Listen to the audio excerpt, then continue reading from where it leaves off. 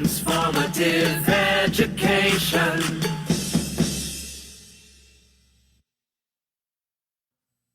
Education transforms, beat the drums, transform education.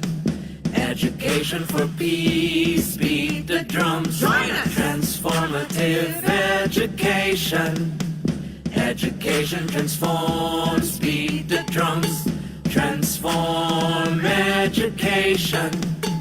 Education for life, beat the drums, go! Transformative education. Education transforms, beat the drums. Education to transform the future. Education for all we demand now. Transformative education.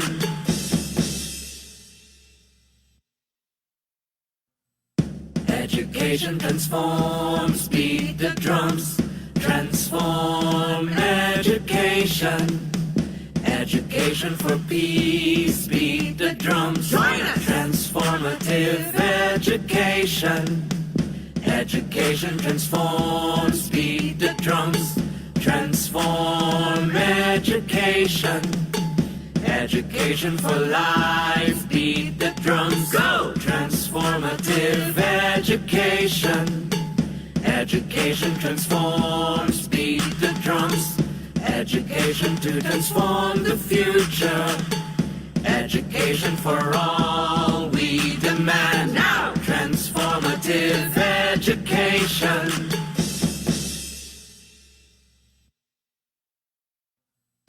Education transforms, beat the drums, transform education. Education for peace, beat the drums, join us! Transformative education. Education transforms, beat the drums, transform education. Education for life, beat the drums, go! Transformative education. Education transforms, beat the drums. Education to transform the future. Education for all we demand now. Transformative education.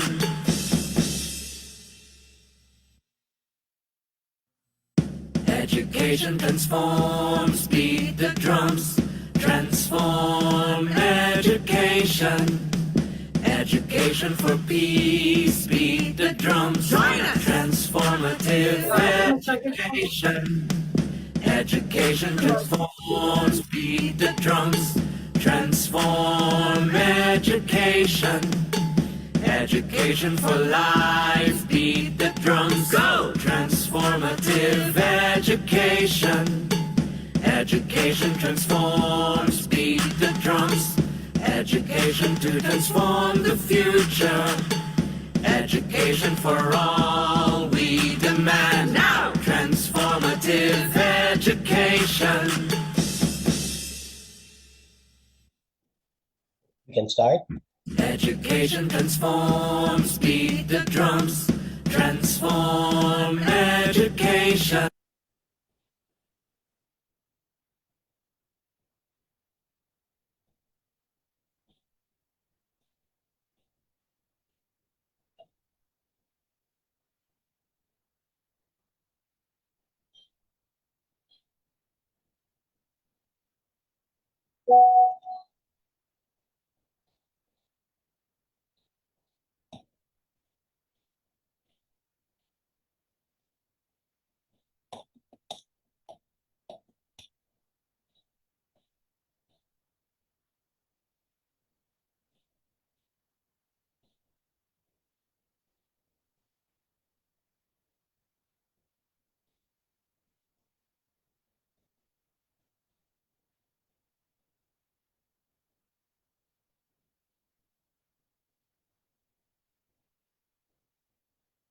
Hello, everyone. Greetings from Manila, and welcome to the Asia Pacific Regional Dialogue on Public Financing of Free Education Technology.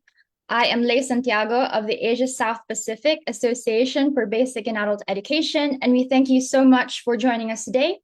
But before we get started, please note that we are recording this meeting and live streaming on Facebook. And for just for some housekeeping, we hope that you can keep yourselves on mute so we can focus on the presentations, and we'll do our best together to keep on time. We encourage colleagues to introduce yourselves in the chat box as we go along so we can get to know who's in the room. And here are some reminders to keep in mind. So on to the objectives and the agenda of this meeting. ASBE organized the Asia-Pacific Regional Dialogue as part of the Global Action Week for Education. So if you can go to the next slide, JM. There you go.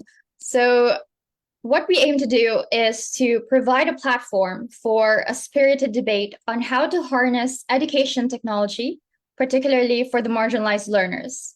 We also want to facilitate the sharing of good practices on context-based and learner-centered approaches in integrating education technology into formal and non-formal education settings.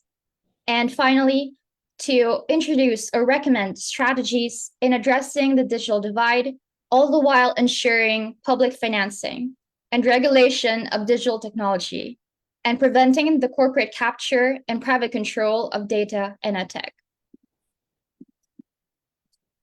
If you can turn on to the next slide, we'll have the agenda. So first off, we have the welcome remarks, followed by the overview of the Global Action Week for Education's 2024 theme and objectives. Then there will be a presentation on the economic and education trends in the Asia-Pacific region, as well as a keynote presentation, hopefully on the opportunities and pitfalls of technology in education, highlighting the findings and the lessons learned from the UNESCO publication on an edtech tragedy. My colleague Maya will be taking over for the second half. There will be a talk show on the opportunities and the challenges for ensuring equity in education technology. And we're joined by an excellent panel of speakers with a government representative and ASBE National Education Coalition members. We have time to open the floor, and hopefully we can hear some of the participants' voices then. And to the next slide, we have the closing session with a summary of the key insights and recommendations, and then a vote of thanks. So that will be it for the agenda. It's pretty straightforward, and we'll be going for 2 hours, and we hope that colleagues can participate by sharing your thoughts, your comments, and your questions in the chat. So to kick things off, we're very honored to have with us Mr. Roberto Guevara to deliver the welcome remarks.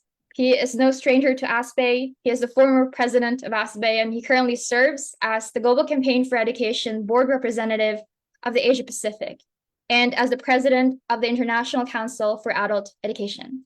Mr. Robbie, you have the floor, and thank you so much for joining us. Thank you very much. Greetings to everybody from Melbourne, Australia. I just wanted to check you can hear me.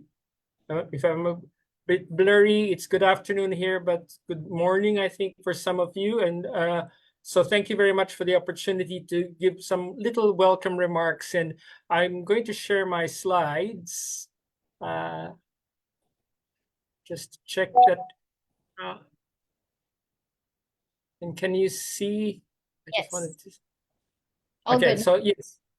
So I'd like to say welcome on behalf of the Global Campaign for Education. I think my co-board member Ram Gaire is here. We serve on the honor and pleasure from the members of ASBE, but members of the national coalitions who are hopefully on this call as well. To be able to welcome you to the Asia Pacific Regional Dialogue for the Global Action Week for Education 2024.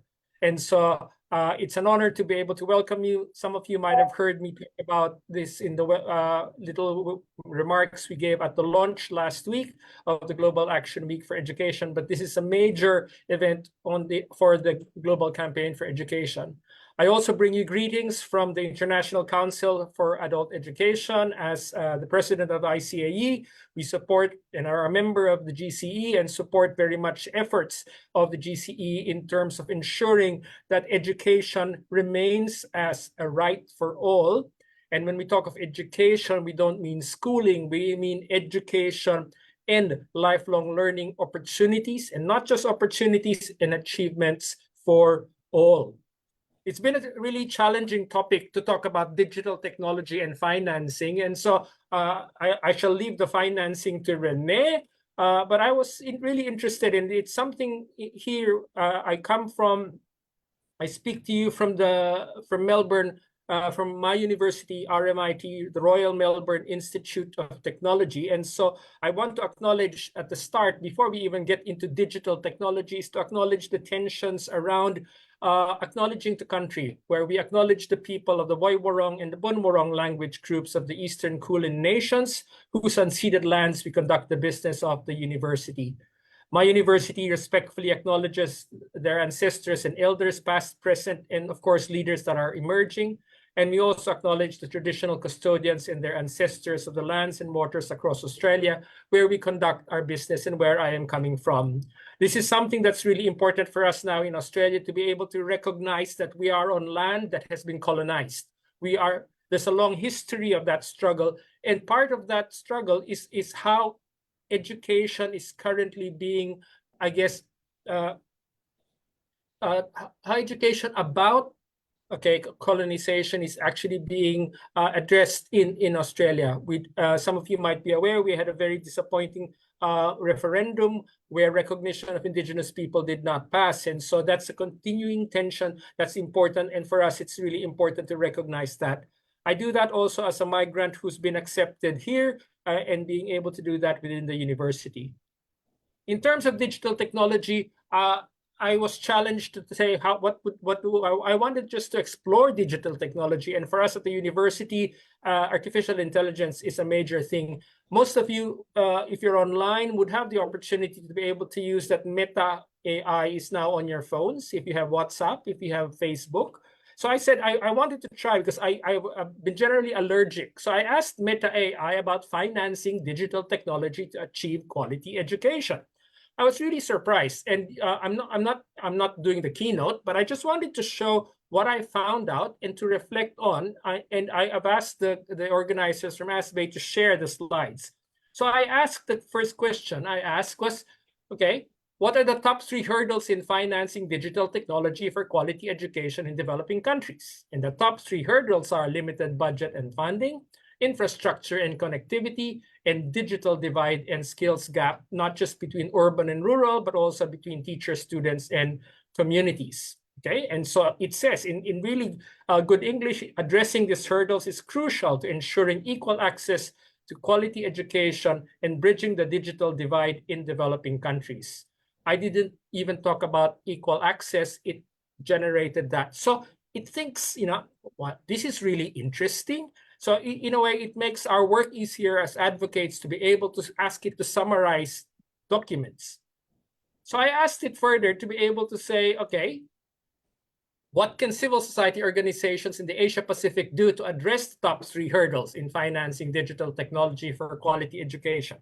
And so it goes through the 3: limited budget and funding. I was a bit, and I highlight here, I was not a bit convinced, but it said support public and private partnership to mobilize resources and expertise. Okay. In terms of infrastructure and connectivity, partner with the private sector companies to improve internet connectivity, and then address the digital divide and skills gap, training, which we often do. So for me, it's like, okay, it's trying to promote public-private partnership. I'm not really sure about that, but also partner with the private sector. So I asked it further. What can CSOs in the Asia Pacific do to address the top hurdles? Again, it talks about, there's another page, sorry. Additionally, CSOs can conduct research and advocacy, support community-led initiatives, facilitate partnerships and collaboration with government, private sector, and local communities, and develop and share best practice. So these are what CSOs can do. So as I said, I was a bit suspicious about the private sector and PPP. And so I asked, what are the risks with relying on private-public partnerships to address digital technology? It says commercialization of education, unequal access, dependence on the private sector, data privacy and security, lack of accountability, teacher training and support, and sustainability. So I'm starting to be convinced that it's not just about information. There's a sense of criticalness that is involved here. And so therefore, I asked it again, what can CSOs do to minimize the risk of PPP? advocate for strong regulatory frameworks, monitor and evaluate, promote transparency and accountability, prioritize public interest, support teacher training and development, encourage community engagement, and develop alternative solutions. And by acknowledging these risks and taking proactive steps to mitigate these, CSOs can help ensure that PPPs contribute to equitable and quality education for all. So that sounds really, really good, okay? And so I come to you now saying, well, we have the tools to be able to help digest what's out there. But because it's Global Action Week, one realizes, one, none of it has mentioned really, while it has mentioned equal access, for example, in terms of education, none of them have actually mentioned that education is a right. Okay, so why? And maybe if I ask it a bit more, and again, hopefully your speakers will start to explore this notion that what tends to still be missing in when we start to use artificial intelligence, for example, is, for example, from us, why we do what we do as CSOs, not just to minimize risk, is because of the right to education is central. It's a responsibility of the state. So we should not forget certain principles that are important to us. Second, I think the aspect of asking Meta AI does allow us to get the information. But in the end, as it says, CSOs have to advocate to be able to get that. And advocacy, therefore, artificial intelligence will provide us and help us share this information. But the action component essentially ours. Without the action, and hence Global Action Week, you have to advocate as CSOs. We have to be able to critically engage with the different partner organizations, government, private sector, and other civil society partners. And this is the call for Global Action Week. It's about action that advances the advocacy. And so with that, I challenge you. Yes, let's use digital technology. Yes, let's advocate for financing digital technology, but also let us be critical of what information we get from the digital technology. So part of that is ensuring that we don't just have access and equity, we should have an awareness of how we use them productively, critically, to advance the right to education for all. Maraming salamat. Thank you very much. Over to you, Lei and Rene.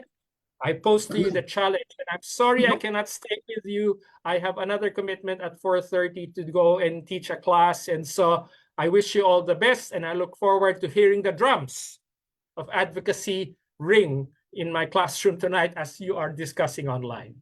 Thank you very much. Maraming salamat, Mr. Robbie. Thank you so much. Let's give Mr. Robbie a warm round of applause. I think that perfectly sets the tone for the rest of our discussions. It was very interesting to prompt AI to respond to the questions that we have been asking, and questions through research and civil society perspective that we have already responded to by now. And thank you for highlighting how the focus should be translating recommendations into concrete actions. Because that's what the GAWE is about this year. It's about transforming education. So let's continue this conversation as we go along. And thanks so much, Robbie, for your insightful realizations. And you're welcome to stay for as long as you can before your next engagement. Thank you so much, Mr. Robbie.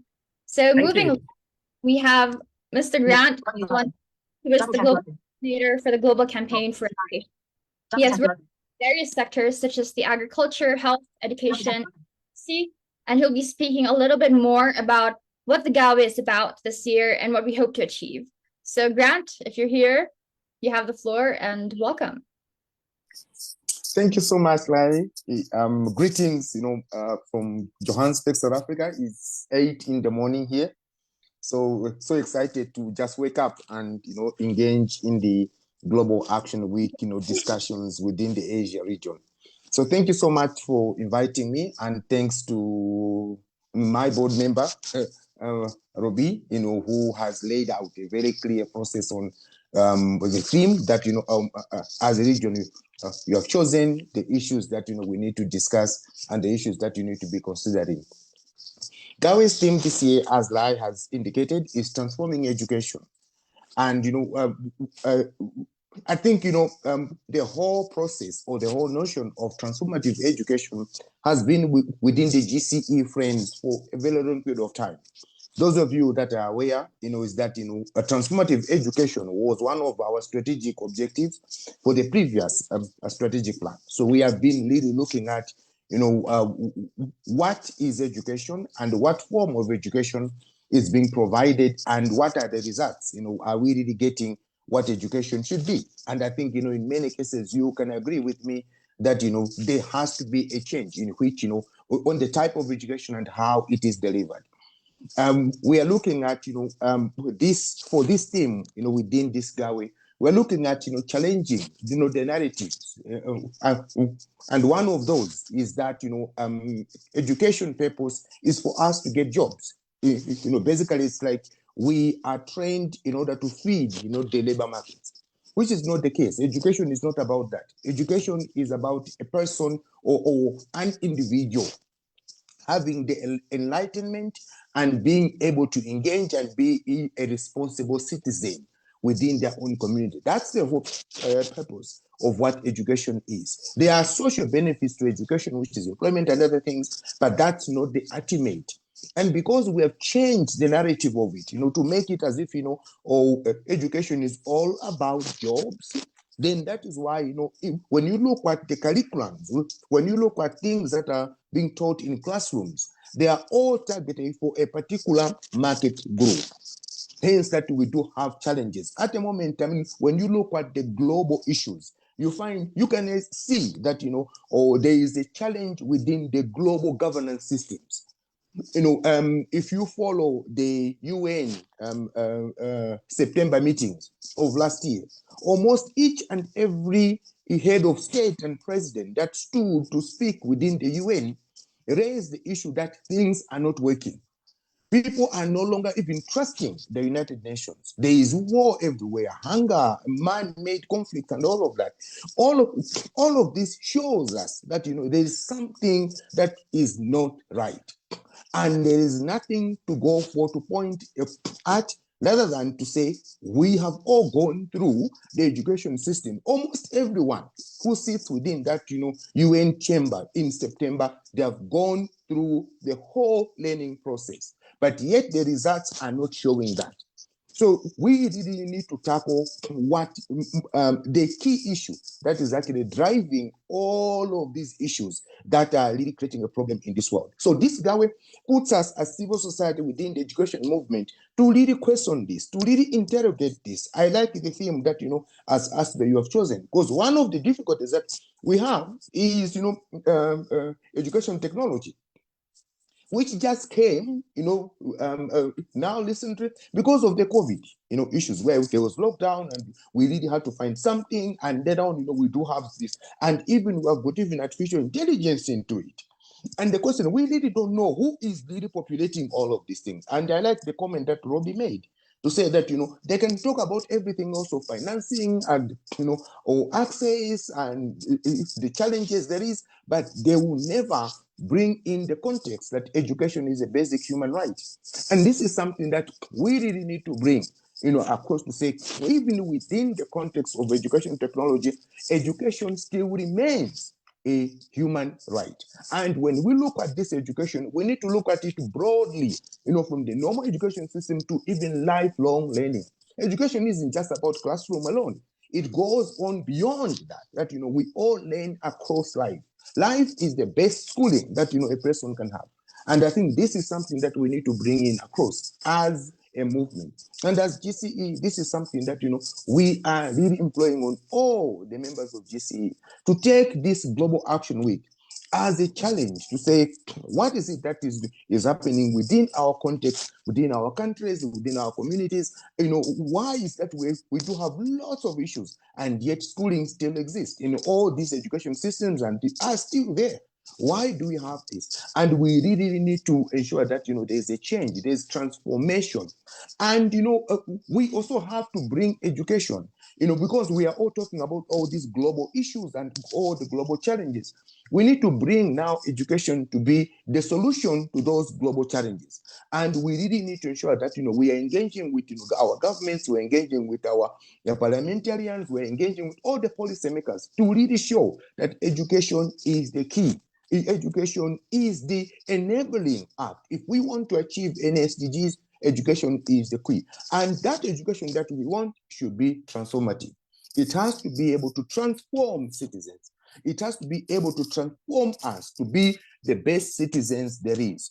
I always wonder, that when you look at the whole process of financing, for example, you might find that, we all agree that the only reliable or source of funding for education and other social services in any country is through domestic resources. And these domestic resources come from the taxes. But, you find that, many people find it so hard even to pay the taxes themselves, even though that they have been through the schooling system. There's something wrong that is there. And I think, these are the things that, we would like, as GCE members to really interrogate within the process of this GAWE.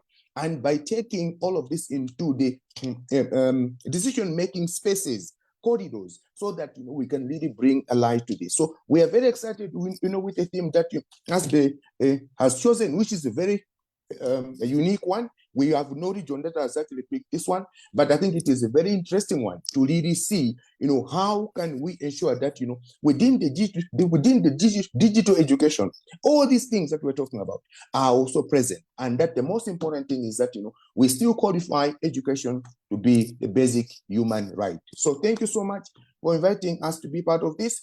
We would like to support you in as much as we can. And, please reach out to us, if there's anything else, so that, we can engage together. But let's, all of us as a movement, drive all of this. Let's beat the drum so that, the world should actually come to a stop and say, there's something wrong with education that we need to fix. And we need to come out of this whole process with a transformative education. So thank you so much. Thank you so much, Grant, for the very powerful message and also for delving deeper into the GAWE theme. So we have colleagues here within and outside the ASBE membership, as well as ASBE partners. So I'd like to take this opportunity to encourage you all to join us in calling for transformative education, reorienting the way it is delivered, and for stressing how important it is for us to use our own voices to collectively advocate for education and lifelong learning in our own context. So thank you so much, Grant. We'd now like to call on Rene Raya to give us the current scenario of the economy and education in the Asia-Pacific region.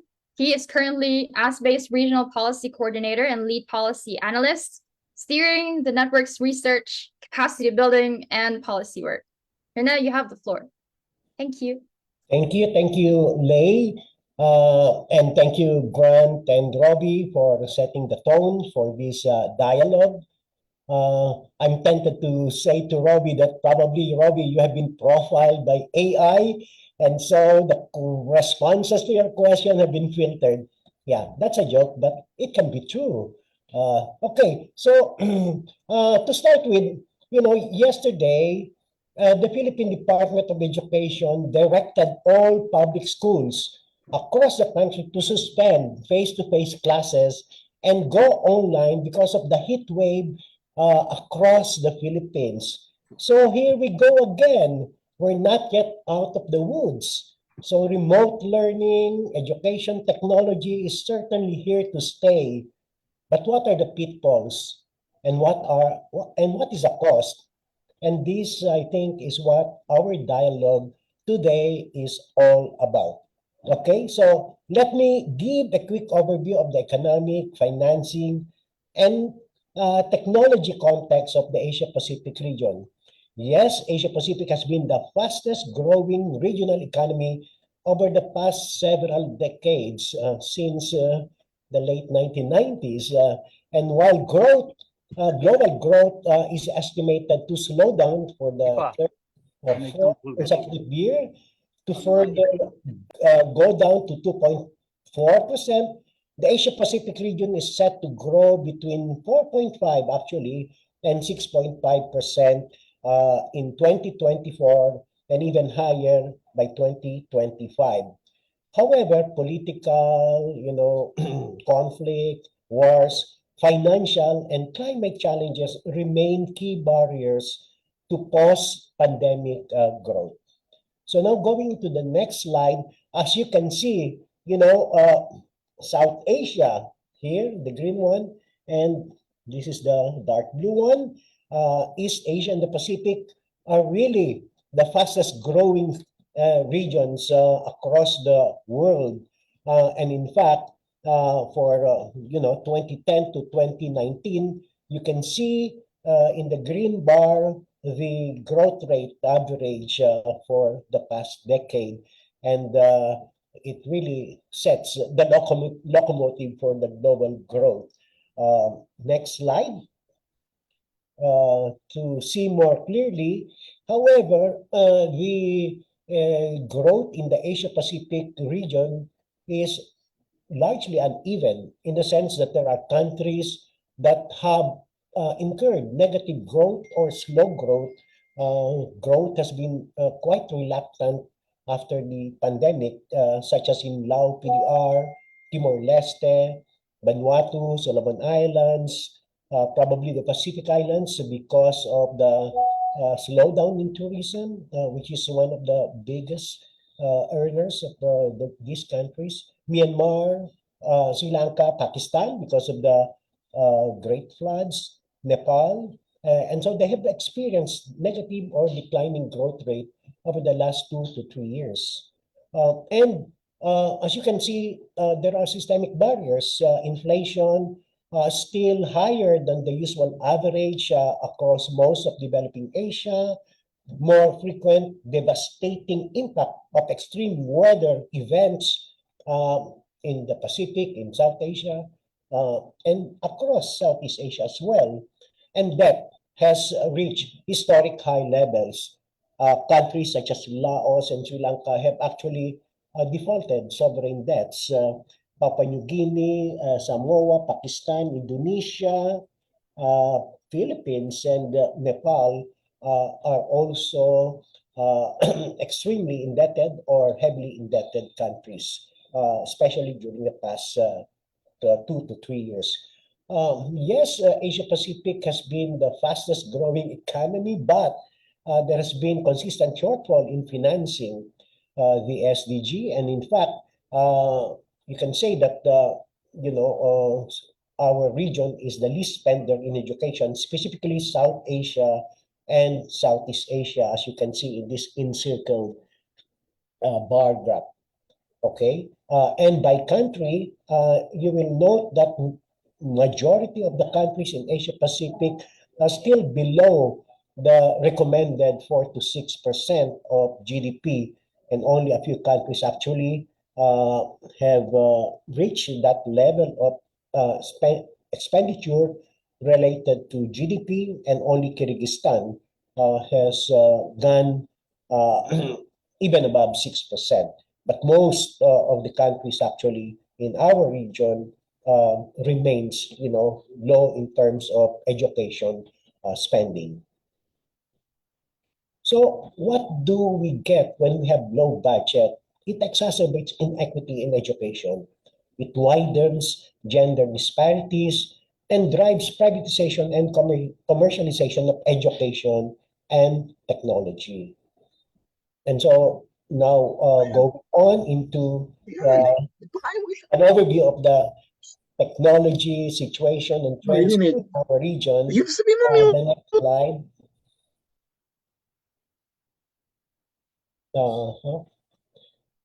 The next slide will show that there has been a rapid expansion of education technology globally, and in Asia Pacific, e-learning market is expected to reach $113 billion by 2028, almost double or a little over double the 55.81 billion that was achieved in 2022, or an annual growth, a fast one at 12.5%. So it's at pace with the rest of the world, or probably in the higher bracket of expansion in education technology. And these are the leading vendors in the region. The next slide.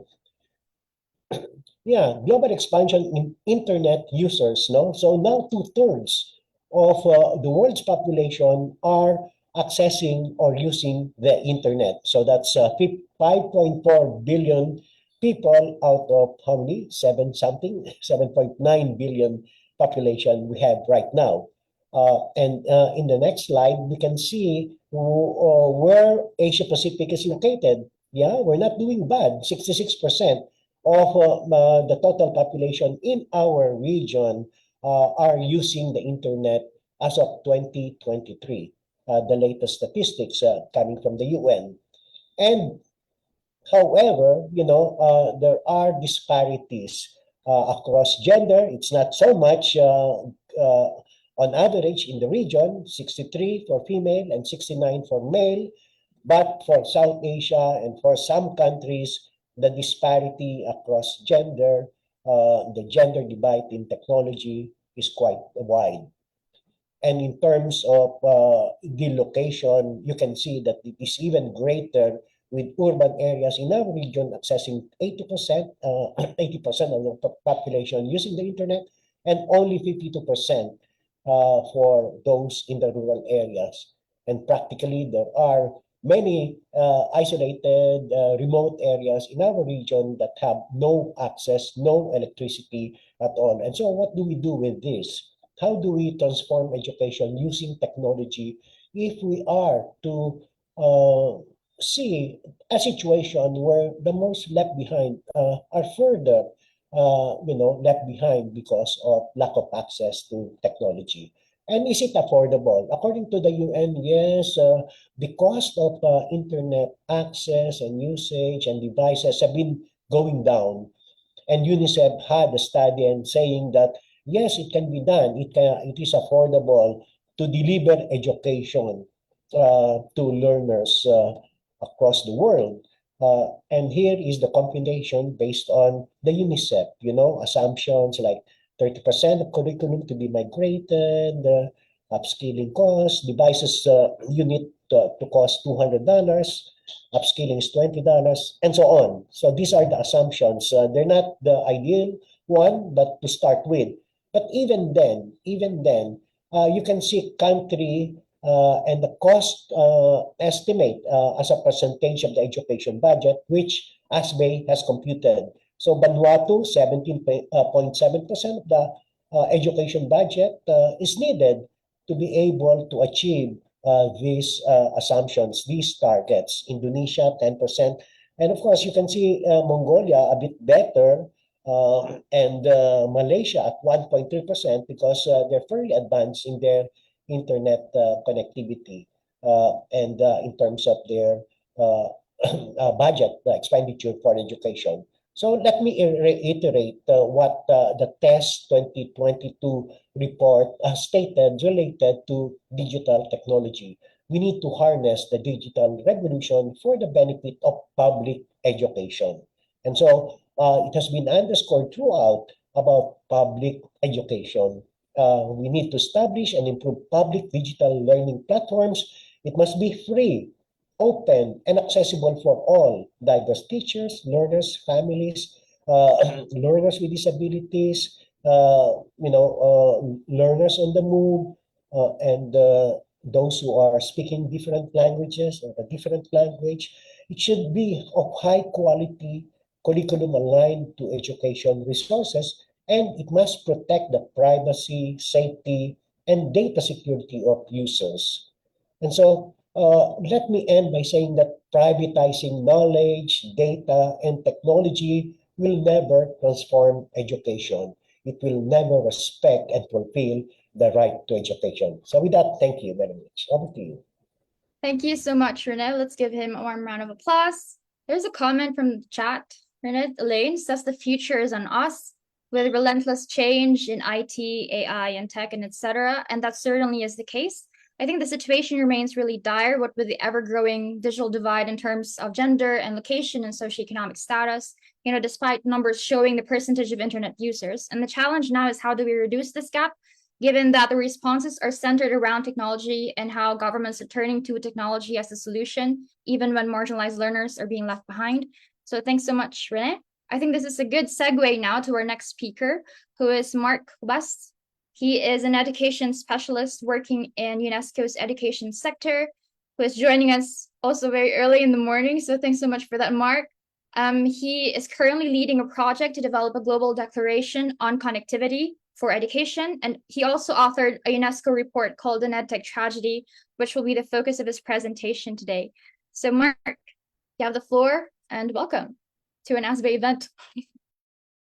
Right. Thank you. It's a pleasure to be here and a pleasure to follow Renee and Grant and Robbie. And I think a lot of what I say will build on some of the important points that they made.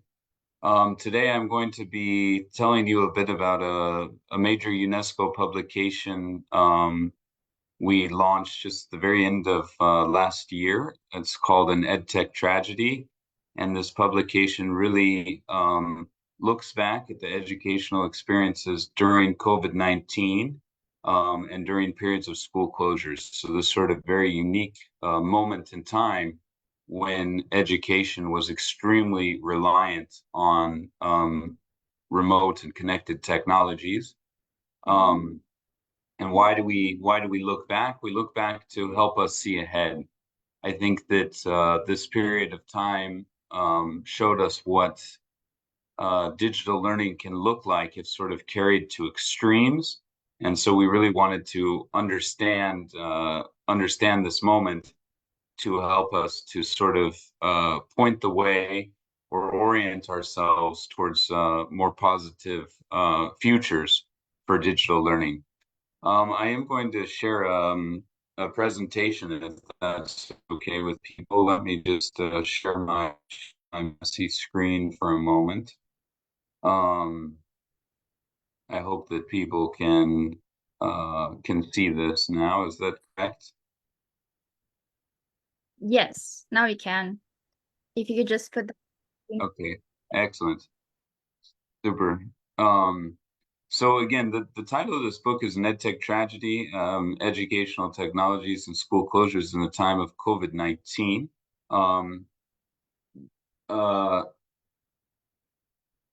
This is, and I'll talk about some of the illustrations and art that we have here, which I think is very helpful to kind of understanding some of our key messages. So again, you know, with all of these publications, they begin with sort of questions, and our real question is, what happened in this moment where schools across the world closed? In many contexts, including in the Asia Pacific, schools often close for very long durations, sometimes up to 2 full academic years, starting in 2020, extending in some rare cases all the way into 2023. You know, we wanted to sort of understand what happened to education, but beyond education, what happened to relationships between teachers and students, relationships inside of families, and really wanted to look at this unusual period, and also to acknowledge, I mean, this was a period during a health crisis. I mean, not just a sort of a neutral period of time. It's very much a book. It's available for free on the UNESCO website to download, to read. This is, I have to warn you, just half of the table of contents. But we took a lot of time to really sort of break this into clear sections and to give those very descriptive names. So if people are interested in particular topics, you should be able to find it in this table of contents. And indeed, we pride ourselves in the table of contents functions a bit like a mini summary of the publication. We, of course, have many summaries of this publication in the book itself, but I think the table of contents would give people a very clear sense of what we produced. This is the second half of the table of contents here. When you call a book an EdTech tragedy, you really need to be prepared to explain the tragedy part. We definitely are, and we use tragedy in a literary sense. And for those of you who are paying attention in your literature class, will likely remember that tragedies involve unintended consequences, undesirable consequences, despite best efforts. And that is something that we saw running through the EdTech experiences of the pandemic, despite many efforts to assure sort of better results and keep education afloat. We noticed a lot of adverse impacts. And so we thought tragedy is this sort of very helpful frame to help us to see this. tragedy, I think, is also useful because tragedies in the sort of classical sense always contain lessons.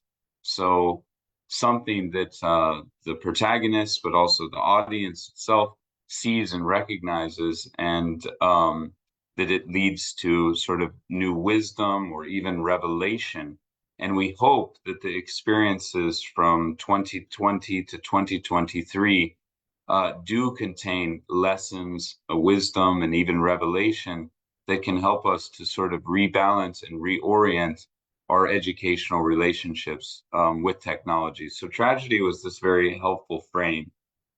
You'll see here that it also, tragedy has helped us to organize the work itself. So the book is broken, like classical tragedy, into 3 acts. And in between Act 2 and Act 3, we also have an interact or an intermission. And I'll tell you a little bit about these parts. But in Act 1, like a classical tragedy, we look at sort of the discourse that existed around educational technologies before COVID-19. And this was a very optimistic discourse about the ways that technology was going to sort of make schools redundant and kind of relics of the past, and that the future was one of greater reliance on digital and connected technologies and AI technologies and so forth. So we really look at this sort of the grand ambition that kind of was held for technology prior to at the eve of the pandemic.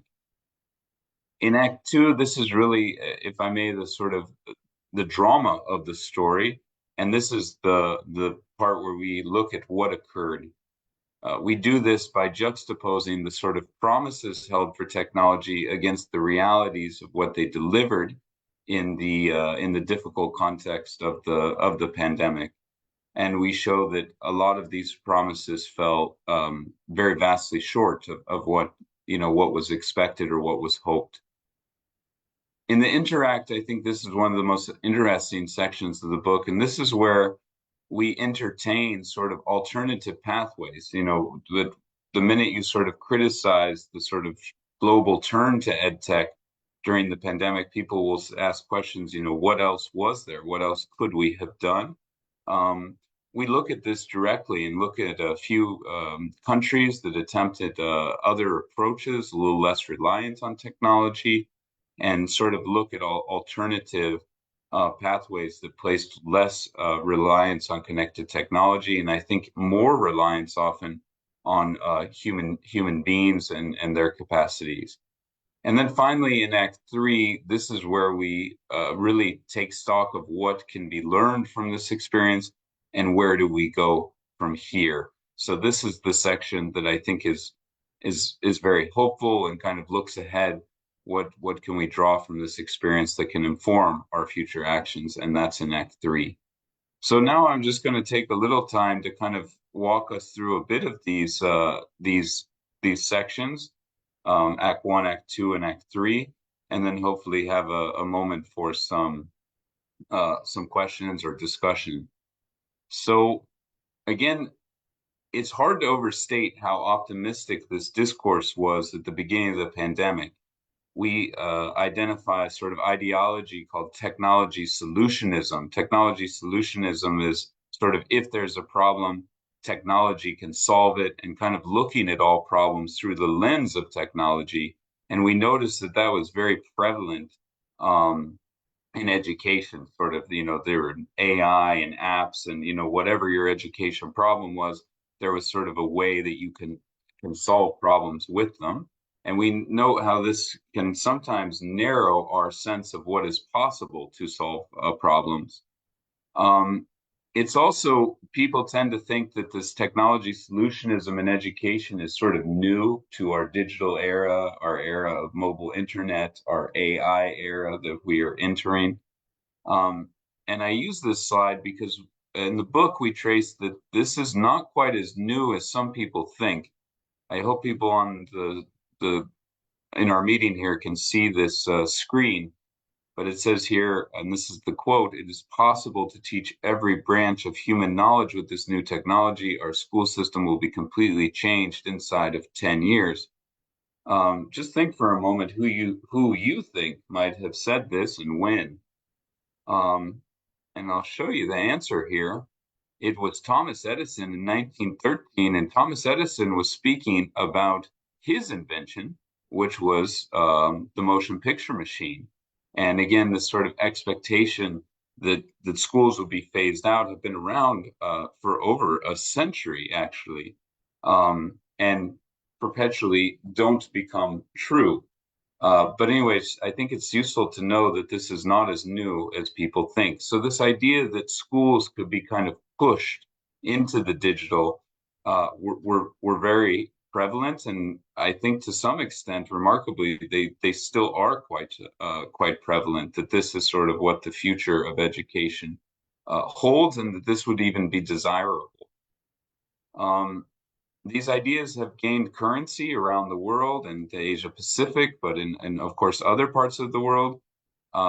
This is a picture of the 500 franc note in Rwanda, and you can see that here is is an illustration of very young children learning kind of individually alone with in front of laptops on screens. And so I think what's stronger sort of imagery than putting this sort of visions of education on the back of actual hard currency, that legal tender that is used in countries.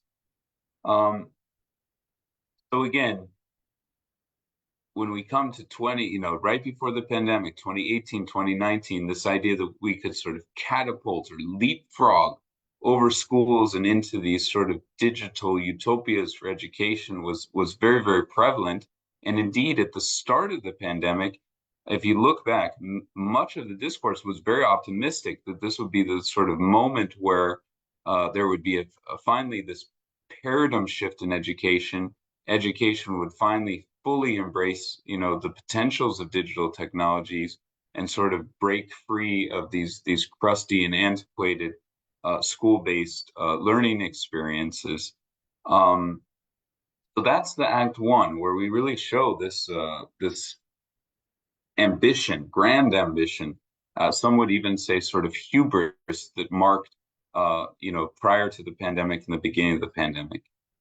So then in Act Two, we look at, okay, there were all these promises, sort of what occurred. And I'll use in this section, we commissioned some really talented artists with this book. So in addition to all the writing and research and analysis that you get in this book, you also get these fantastic pictures, which I think sometimes send our messages very directly. So I'll sort of go through and use some of the pictures to sort of illustrate the points we make. But I wanted to speak about the different dimensions we look at in this section. So we look at what happened in terms of educational access, inclusion, equity, engagement, and achievement. And I think this is, would be a pretty straightforward educational analysis, that these are sort of dimensions that you would expect from UNESCO as the lead UN organization for education to look at. And we do look at all of these dimensions really closely. What happened with engagement, what happened with achievement. But I think we also look at some underappreciated dimensions that didn't receive enough attention during the pandemic and still have not received enough attention. And that was what happened with health, both physical and socio-emotional health of learners, of teachers, of families. We look at the environmental impacts of EdTech, which I think is still a very nascent field that is not very well explored or explained. We look at issues of privatization and corporatization. I heard Robbie mention these earlier in our address, and we look sort of directly at what happened with this in education. We look at issues of surveillance and control. There's always surveillance and control around education, but digital technologies change this in profound ways, and I think have very much rippled into our educational present. So those are some of the different dimensions we look at. And now I'll use some of these sort of illustrations to kind of help us understand these messages. this is illustrating just how this idea that EdTech would sort of be an educational salvation during the pandemic simply did not come to pass. By our analysis, remote digital learning didn't benefited a minority of students globally. That for most students in the world, due to barriers of access, barriers of lack of connectivity, lack of digital skills, lack of literacy, these were educational solutions that simply they never even started. And by our analysis and estimate, it didn't start for over half of the learners on Earth.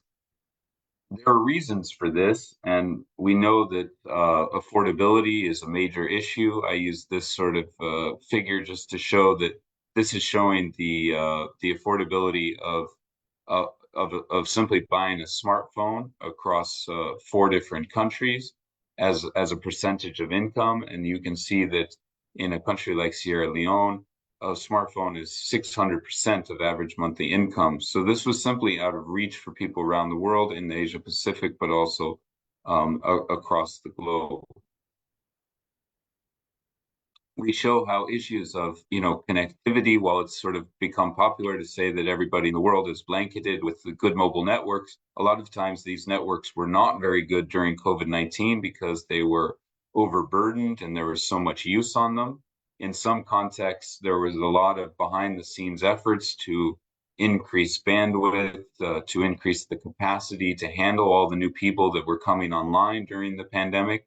But in many countries in the world, that didn't happen, and internet connectivity remained very slow, and often would fail during the pandemic.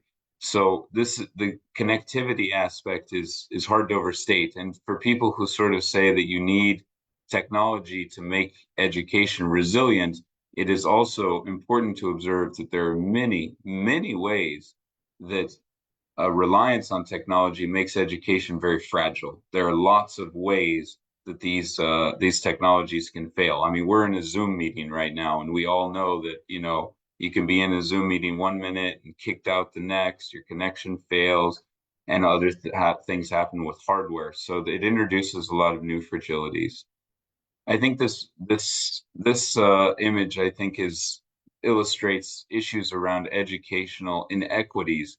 And we've seen time and again that layering technology on existing educational inequities simply has the effect of often enlarging these inequities and inequalities. And so we saw during the pandemic, people who were sort of privileged, lived in large homes, had hardware and software for young children, were able to benefit from remote learning, but others were not. So it really, instead of bridging divides, it often widened existing divides. And we show this sort of across different regions, across different countries, in really empirical ways.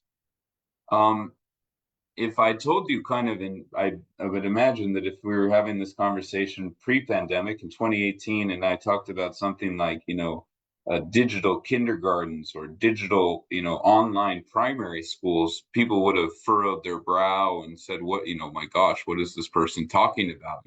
Digital and kindergarten were, these are oxymorons. This is the antithesis of education.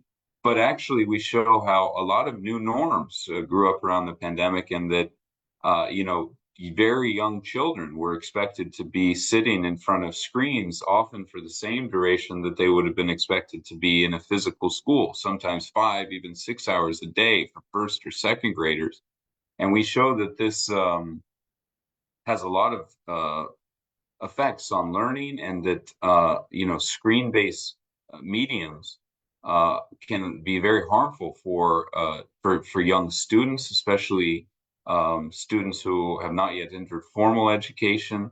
WHO guidelines for children under 4 years old is to have 0 screen time.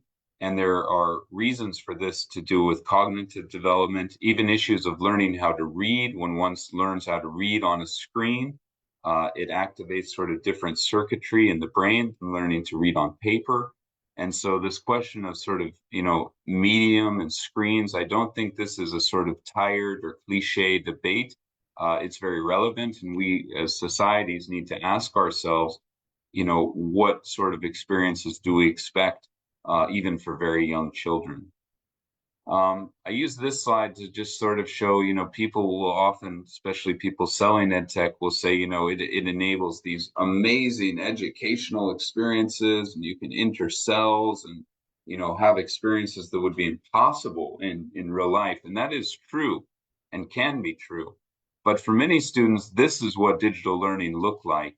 And this is, of course, just a screenshot of a, I think a pretty bland and standard place where it was sort of basically files that you would go and retrieve and PDFs that were often sort of poorly scanned. So despite this sort of grand promise to, unlock all these great potentials, this is what the reality looked like for many people. It was also kind of corporate and even global, the sort of regional specificities or local specificities that existed in schools and classrooms and what those classrooms look like and the posters on the wall, that was all gone in favor of this sort of very almost kind of corporate aesthetic that existed around these classes.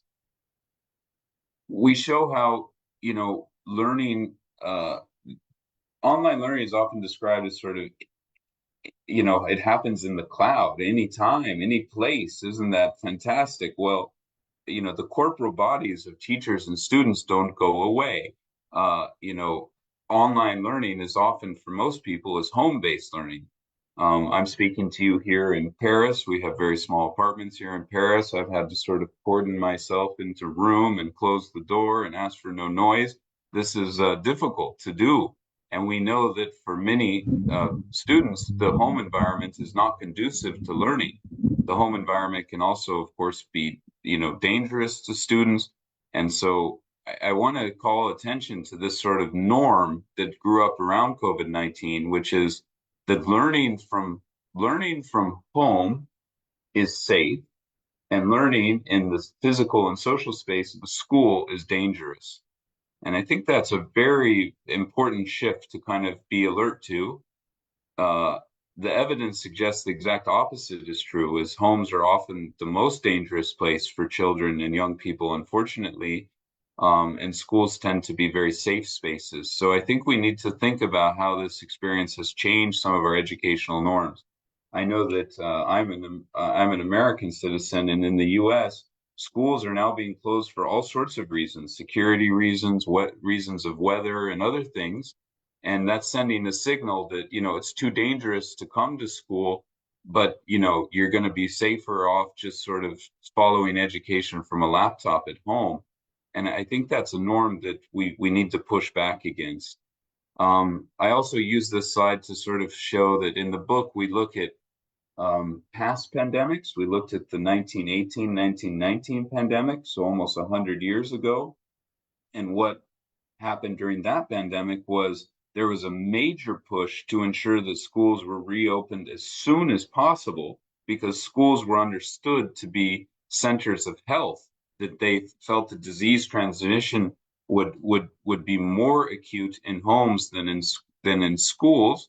And there were big efforts to retrofit schools to make them safer for better ventilation. They absolutely understood disease transmission.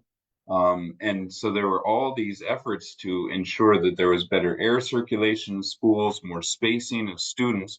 And you contrast that with our response, and our response was to close schools, often keep them closed for up to 2 academic years.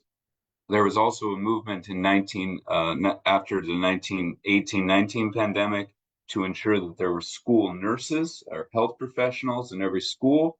And again, I haven't seen any countries in the world where that has been a sort of a lesson or an outcome of our current pandemic.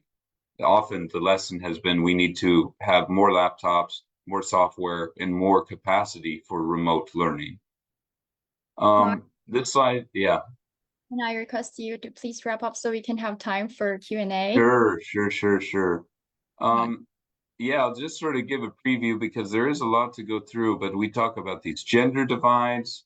We look at issues of, the sort of sense of isolation, the learning in front of a screen on a personalized learning trajectory can often be very, very lonely, very isolating, very atomizing. We look at issues of surveillance and control, the ways that, recording educational exchange can be can lead to a sort of chilling factor. I think that's a real important sort of aspect. So this is the way that corporations could often get around existing regulations. So Google was considered a school official, and this allowed them to process student data. So the e-waste issues that we discussed, sort of body issues that once you're online, you're sort of a hop and a skip from, always seeing your own reflection, from, these social media platforms that are built for adhesion, and how we saw a lot of sort of body dysmorphia and issues peak during COVID-19 and this intense reliance on digital technologies. This screen illustrates some of the, the feminist content that young children could be exposed to when sort of, asked to swim alone online. We look at issues of algorithmic grading and the way that automation in education really increased during COVID-19 and some of the implications of that. So anyway, I'll just kind of take through some of our illustrations to just hopefully whet your appetite. This slide, I think most people don't realize, but education often comes under attack in when it's conducted online or in digital mediums. Education by far and away the sector most likely to be attacked with malware and cyber attacks. As you can see, it surpasses every other sector combined.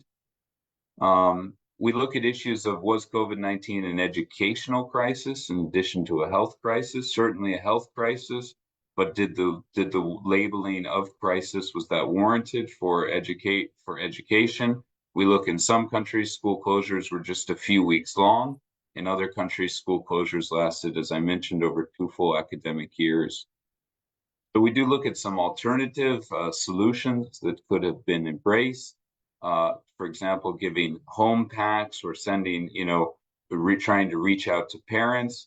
We look at issues of pausing education rather than trying to force everybody to follow education online with knowledge that so many students would be excluded.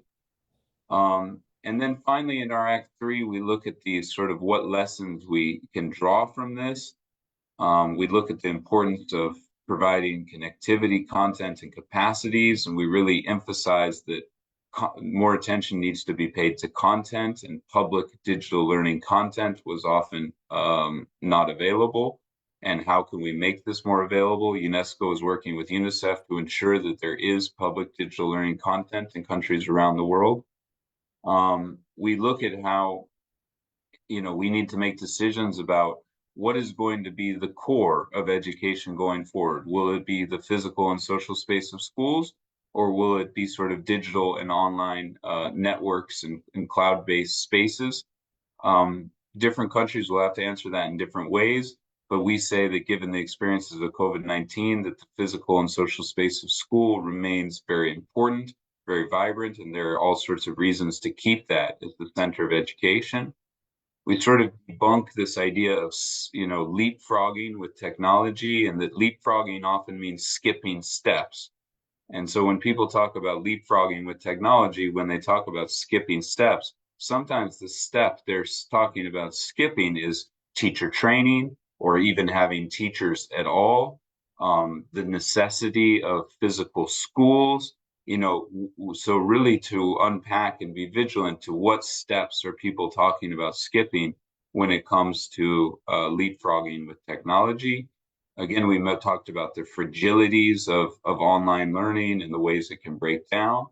We talk about the sort of myth of parachuting in technology and how this is not really, doesn't seem to lead to increased educational achievement. This sort of just bring in technology and solutions will be solved. So I end with that, and I just want to say that we are hopeful that we will learn good lessons from this pandemic. We spent about 3 years studying this experience and putting ideas into this book. And we hope it's a guide for you to understand how to chart, more promising, more equitable, more inclusive paths for public education, and leveraging the power of these new technologies to do that. So I'll wrap up there, and hopefully we have a chance for a little bit of exchange. Thank you very much. Thank you so much, Mark, for sharing some of the highlights of the EdTech tragedy, including its adverse impacts on education, but also outside of education. We actually drew from this publication in one of ASPE's learning sessions, and we found that it really presented very strong evidence of the detrimental impacts of education digitalization and how it is a regression and not a progression, especially for the most marginalized. So thanks so much for that, Mark. I'll hand the floor now to Maya, who is the EUL Regional Coordinator for ASPE, and she's my colleague, and she'll take over the Q&A session for both Rina and Mark. So Maya, over to you. Thank you, Lei. Thank you, Mark. You know, you have a very courageous publication. It's a counterflow. Everyone is cheering that education technology is the answer. But first, what is the question? The question for us, advocates for SDG 4, is how do we really achieve SDG 4 by 2030? How do we have a quality public education that is accessible and equitable? So, yeah, first we should be clear on what is our question. So really, our question is on equity, on accessibility, and the quality public education. So we have quite a few comments already in the comment section, and there are some, maybe I can read some.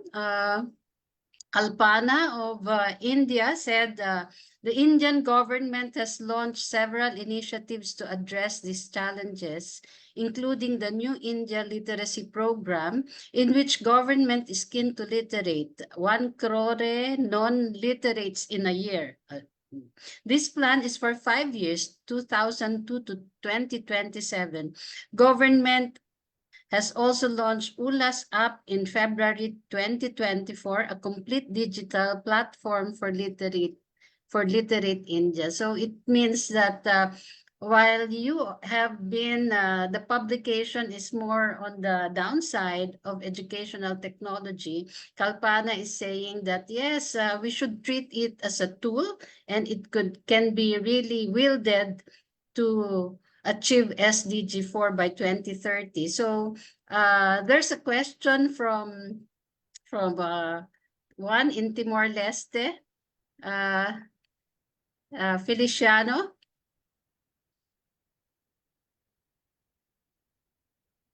And he's asking,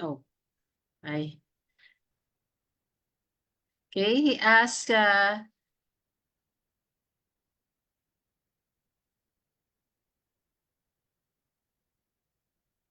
where is that question? So from Timor-Leste, Feliciano says, how can it be in a Timor-Leste situation? Feliciano, can you ask your question now? And then we can have Nalini from Women Rights Defender of Women's Development in Sri Lanka. Hi, thank you. This is the question I really want to appreciate. Oh, yeah, okay. Feliciano first and then Nalini.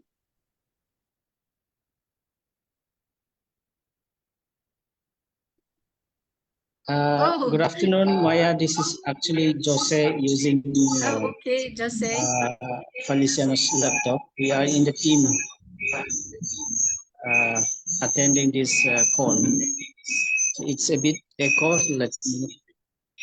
Yeah, I was asking like the Timor-Leste situation, which is still left behind in the technological system in education.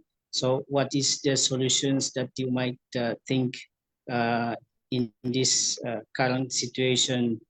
We recognize that the other countries are advancing, but in our context, it's a bit left behind. So is there any solutions or ideas for this situation? Thank you, Maya. Okay, Nalini. Thank you. I'm Nalini from Sri Lanka. So during the corona, this is access to technology and connectivity in the marginalized community like upcountry tea plantation community was very challenging. But in our region, we can see our government is spending more money on for national security, not for the education or digital education of the children.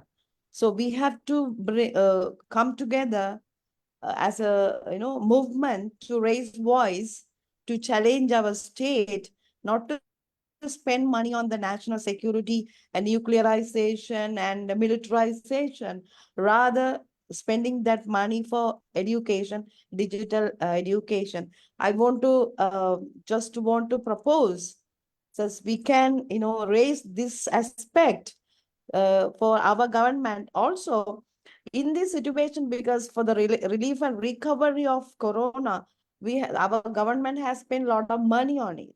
Now, will we have achieved sustainable development goal by 2030? This is a big question. And we are repaying the debt trap for IMF and Chinese loans. So these are the challenges where the governments are not putting or giving priority for the education, digital education of our children. This is a common challenge, I think, for Pakistan, Sri Lanka, Nepal, even Philippines. So we need to find strategy to address this. Otherwise, we are going to lose our children's and the future of brains. Thank you. And thank you, Mark, for such a wonderful illustration where anybody can understand. I would like to borrow your presentation. So with your name, so credit will goes to you. So I can share, wherever I do a, a little bit presentation. Thank you. Okay, thank you, Jose of Timor-Leste and Nalini. Well, they raised two different questions. One is what can education technology do for a young and struggling country like Timor-Leste? And Nalini has raised more systemic and bigger problems, socioeconomic problems. So over to you, Mark, and please. Use the time. Maybe we can give you 8 minutes and also to cap your talk. Thanks very much, Maya. Well, thanks for the comments and the questions. Always interesting to hear reactions. I can maybe try to take those questions one at a time. On the question about, from Timor-Leste, the questions about, people being left behind in this digital era. Absolutely, that's a problem. We know that these, devices open a lot of opportunities and doors.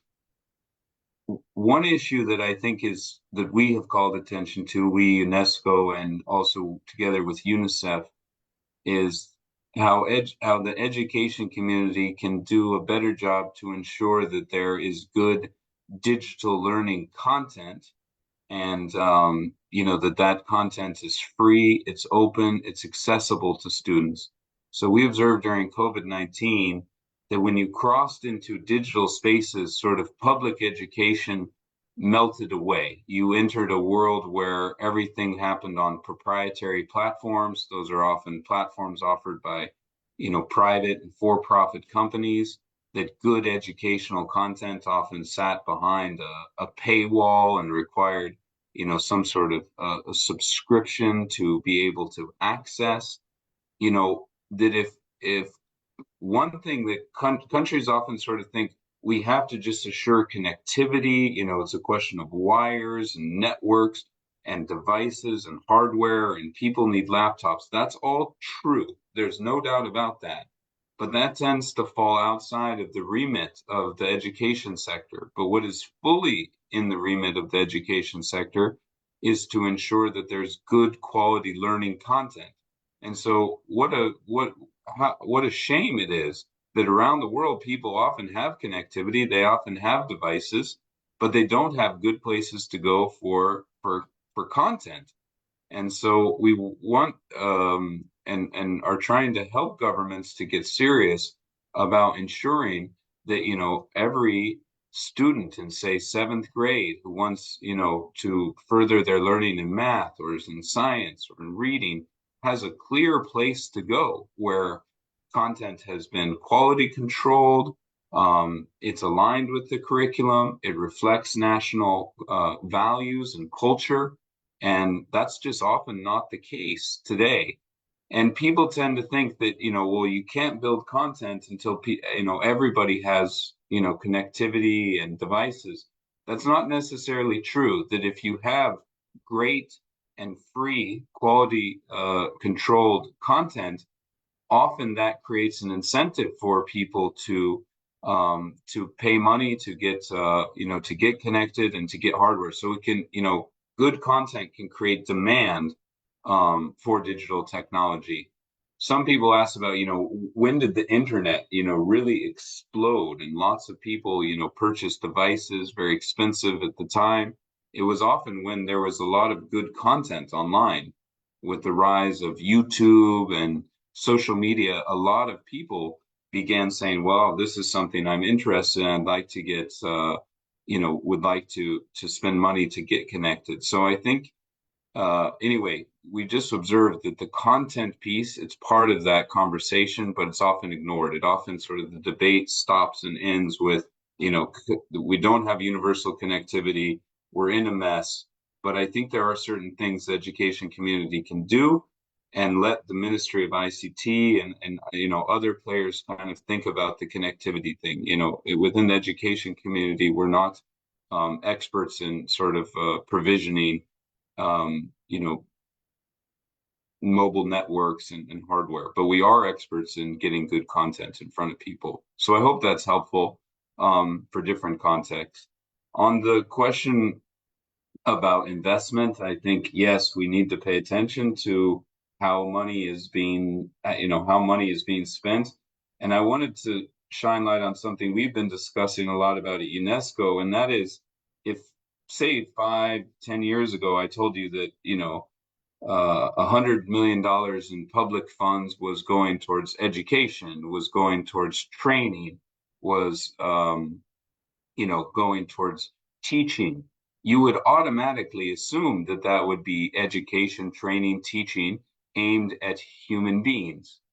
But I wanted to say that we're observing that in our sort of AI era, that a lot of public money is being invested in the education, training of machines and machine models. And so you can't just sort of take it for granted that, you know, public money aimed at training or something is going towards the training of human beings.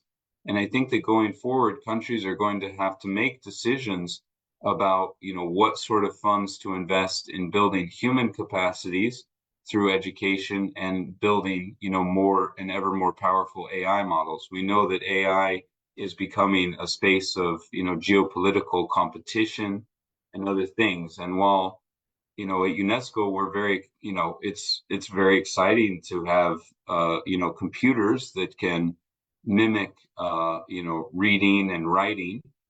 It's much more empowering for societies to have human beings that can read and write powerfully. So we hope that as we enter this AI era, that this is, you know, doesn't lead to a sort of divestment in building human capacities. I think human capacities in an AI era are even more important to build those human capacities. And we need to be vigilant always about, you know, how money is being spent in education.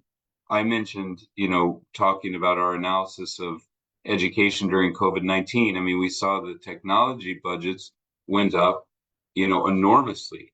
You know, countries around the world were spending huge sums of money on technology purchases, on software licenses, and so forth. societies will need to come together and make determinations. Is that the best expenditure of funds and of money? Or might it be better invested in teacher training? Or, as I mentioned, improving the physical infrastructure of schools, or improving the sort of, adding more classrooms or adding better ventilation to schools. Societies need to come together and make these determinations. I don't think it's an either or choice always, but there'll need to be some sort of balance going forward. And then thanks finally for the note about the illustrations in the book. I think they are powerful and they do send messages. And the good news is they are yours. UNESCO is funded by the taxpayers of the world, and all of the work that we produce is available under an open access copyright. So you are free to copy those images, put them in your presentations. You can do whatever you would like with them. They are yours. You own them, and that includes the text of our books, and all of that. So they are yours. They are public resources, and we hope that you use them and they're beneficial to you in your work. Back over to you, Matt. Thank you very much, Mark. There are still some comments in the comment section, and yes, they are raising the issue of content, because we have framed it in such a way that we are concerned about equity, accessibility, but yes, content is really one big concern. And Flora of Teachers Incorporated has said that the proliferation of e-learning monopolies that pose non-respect of cultural identity and heritage, values of children, and non-respect of history of people's societies. So with that additional concern, we close this Q&A. I hope Mark can still stay for the other segments of our webinar today. Thank you very much. May I call now the panelists for a talk show? This segment, we hope we can do it in 40 minutes, and we want to answer 3 questions. But before that, I'd like to introduce our panelists. Okay, we have 4 panelists. We have from Nepal. Oh, yeah. We have from Nepal, we have from Mongolia, we have from the Philippines, and we have from Pakistan. So from Mongolia, we have Miss Oyuna Urevdori, the head of the Integrated Education Policy and Planning Department of the Ministry of Education and Science in Mongolia. Miss Oyuna? Hello, thank you very much for allowing me to present about my perspective and what we have done in Mongolia. So it's a great opportunity, and I really thank you for all of you. Yes, and we have Mr. Ram Gaire. He is the National Coordinator for the National Campaign for Education, or NC, in Nepal. And he is also a board member of Global Campaign for Education as representative of ASBE. Ram? Thank you. Yeah, I'm Ram from National Campaign for Education. So nice to meet you all, and looking forward to very interactive sessions. Thank you. Then we have Miss Sarah Arshad from Pakistan. Thank you, Maya. Thank you so much. She is the Executive Director of the Society for Access to Quality Education and the National Coordinator of Pakistan Coalition for Education. Additionally, she is a champion of the Malala Fund and a member of the National Working Group of KIXMAP and the Local Education Group of Sindh and Balochistan. Sarah? Thank you so much, Maya. I'm looking forward to have a very productive session ahead. Thank you. And from the Philippines, we have Miss Prudence Sanoy. She is the part of the National Executive Board of ENET Philippines, the National Education Coalition in the Philippines. Prudence? Hello, thank you, Maya, and good afternoon to everybody. Good day to all if you are having a different timeline. Thank you. Okay, we'll jump right into it. And the first question is, we are all concerned about equity, inclusion, and access to education technology, especially for the most marginalized groups. In your country's case, how can the government mobilize resources to publicly finance education technology and ensure equity, inclusion, and access of the most marginalized groups? I'll ask this civil society organizations to answer first. Zara? Thank you, Maya. I think, first of all, I really echo with all the things which Mark and my earlier colleagues have said. It's very important to think about that. How is it going, EdTech is going to bridge the equity divide, or it is creating the equity divide? So that's a big question about it. Inclusion, similarly. I came in Pakistan the last few years, especially during the COVID and after COVID, we have lots of pilots around those EdTech technology models for the education for learners.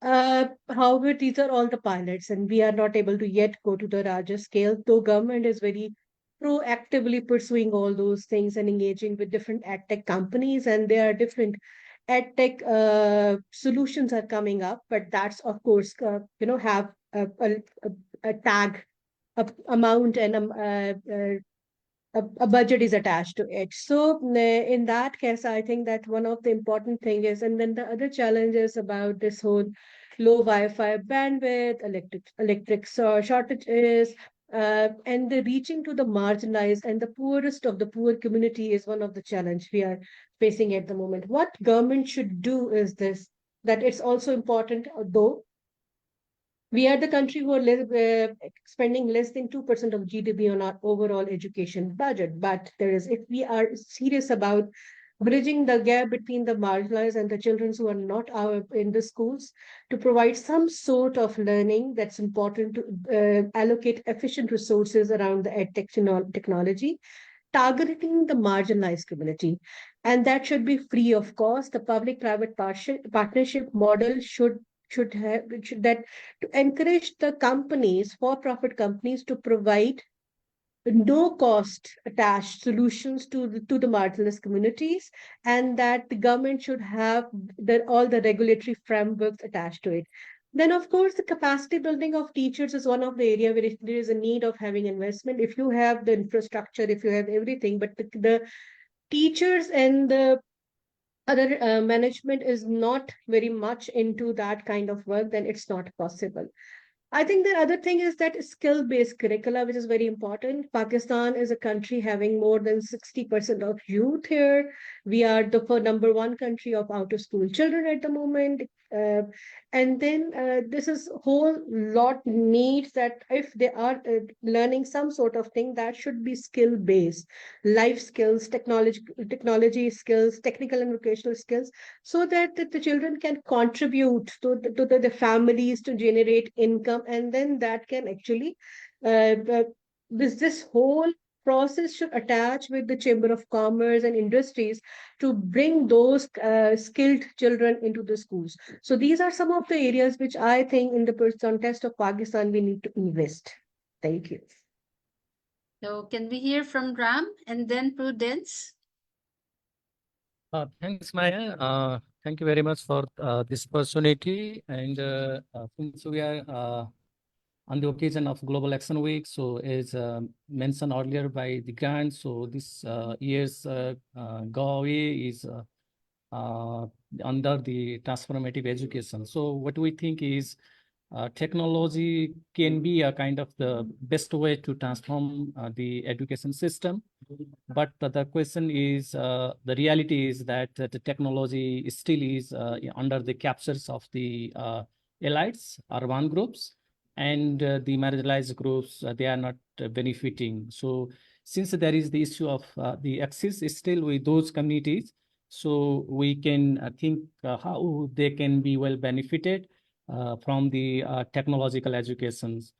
So within the technology education, so inclusive and equitable education is a great priority, not just to ensure the educations in emergencies and other kind of the pandemic, but it need to be on the regular process for the education system, so that the marginalized community, they can be well equipped on this technology, and they can get kind of the benefit.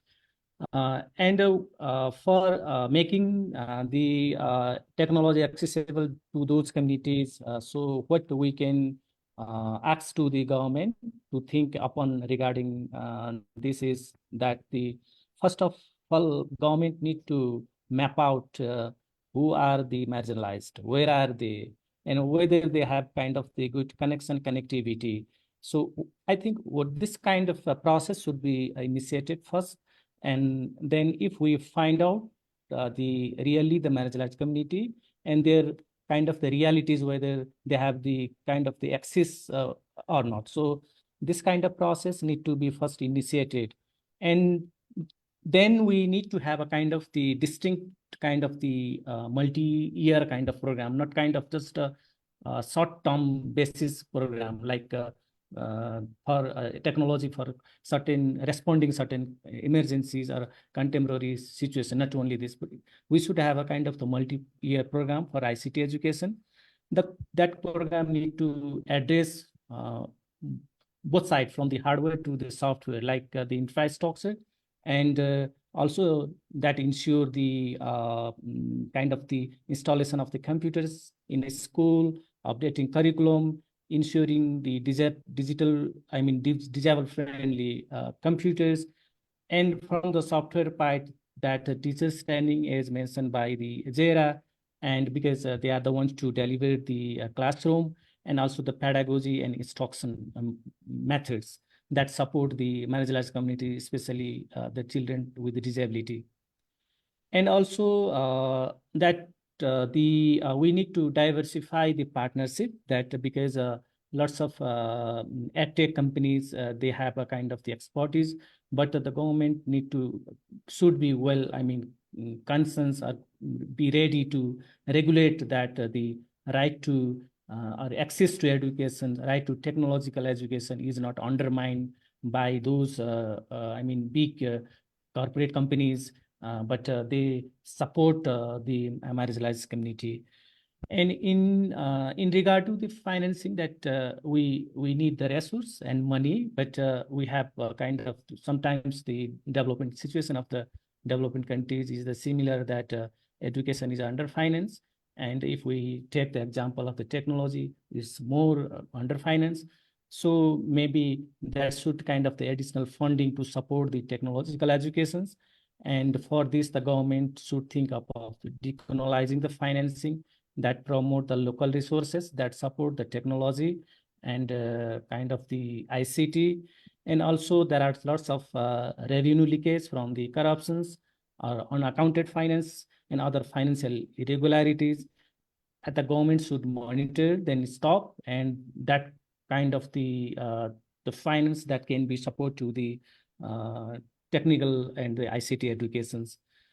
And lastly, what I want to share is that the governments should be able to address the program that has been categorized in terms of the genders, remote and marginalized responsiveness.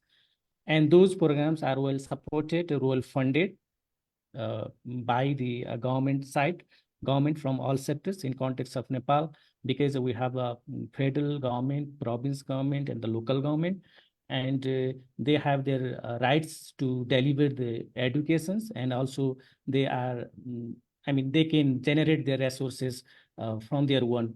So they channel the revenues or the resources that generate from their own resource is well supported the technological educations. I think these are some of the points that the government think over, and they can mobilize to support the education technology and support the equity, inclusion, and access of the marginalized community. Yeah, thanks, ma'am. Okay, I see that the CSOs, Zara and Ram, both agree that the resources should primarily be from the government funds, no, publicly funded, but they are not also averse to private partnership. And Ram is saying that it should be a diversified partnership, and targeting really the marginalized sectors. Do you agree to that, Prudence? And do you have any more recommendations? Yes, I think there are some answers that I prepared which were not captured. First, I'm going to ask everybody who are, of course, listening here. This is anchored on the human rights-based education, which was, of course, in the very beginning was mentioned by our speakers. Is digital education available? Is digital education accessible? Is digital education acceptable? And is digital education adaptable? If the answers are no or half-baked yes, then I think I'm going to direct our listeners to the revisiting and strengthening of the school improvement plan, which is the roadmap in school governance. They have their partners, the PTA, the school governing council, the business sector, all of them can contribute in order to address this digital divide. And then another one is, of course, we must go down to the level of the local government unit. We must not always be asking help or doing some advocacy at the national level. We have our partners at the local government. Say, for example, we know that they have to understand Industrial 4.0 or the fourth industrial revolution. If our learners are, of course, adept and skilled in robotics and automation and those other advanced technology, then we can contribute. These learners can contribute to the economy of the government. And then, of course, I would like to reiterate that all of us in the Philippines must be armed with the policies of the Republic Act 11927, which is, of course, the Philippine Digital Competitiveness Act. If the government, all levels from the national down to the barangay level, is actually aware of all this, the provisions in this Republic Act, then therefore it would be easy for them to extend their financial, during the annual investment plan, they can actually give something to our education. Thank you. Thank you, Prudence, for pointing out that sometimes investments in education technology will take away from the budget of more basic items in education. Now, maybe get the perspective from someone in government. Oyuna? Thank you very much. And basically, we are on the same page. Everywhere it's the same because the technology is a kind of new perspective in education.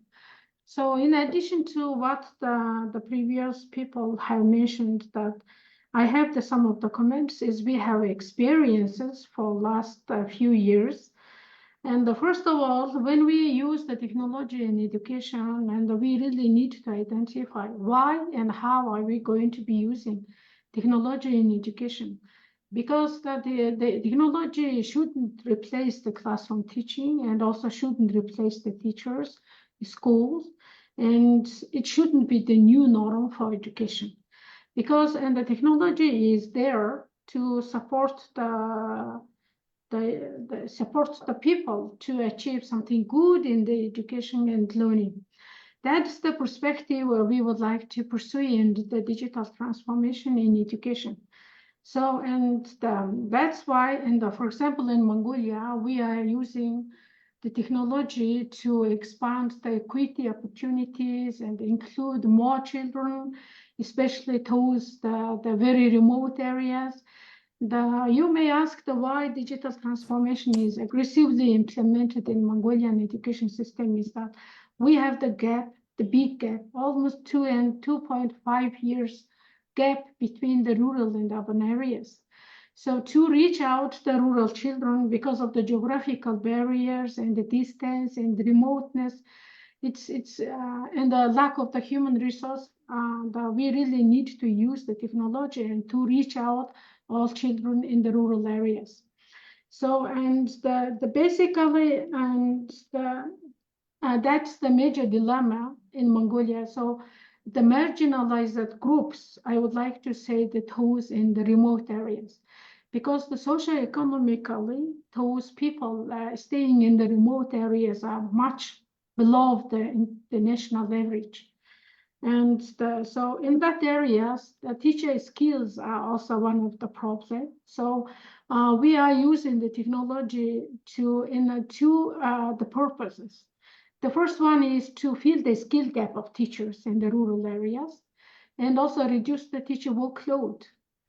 In the rural areas, because of the remoteness, every expert who are available in the urban areas cannot reach to those schools. They may visit some of the rural schools occasionally, but it's not frequent. But compared to the rural schools, urban schools have this kind of support, and every day they can have to consult with those experts and the university people to improve the quality of the training. So that's why we really would like to reach to the rural school teachers to provide them more opportunity to learn from the content. I mean, the online, the open sources, and also more opportunity to use the various the learning teaching materials. And that's why we're promoting kind of open content for teachers to learn from and also to use in the classroom and to work with the students with the diverse the learning needs and the levels. So that's one of the area we really would like to use the technology. And the second one is we really need to create the equal opportunity for children in the rural areas. Not only the children, but also the youths.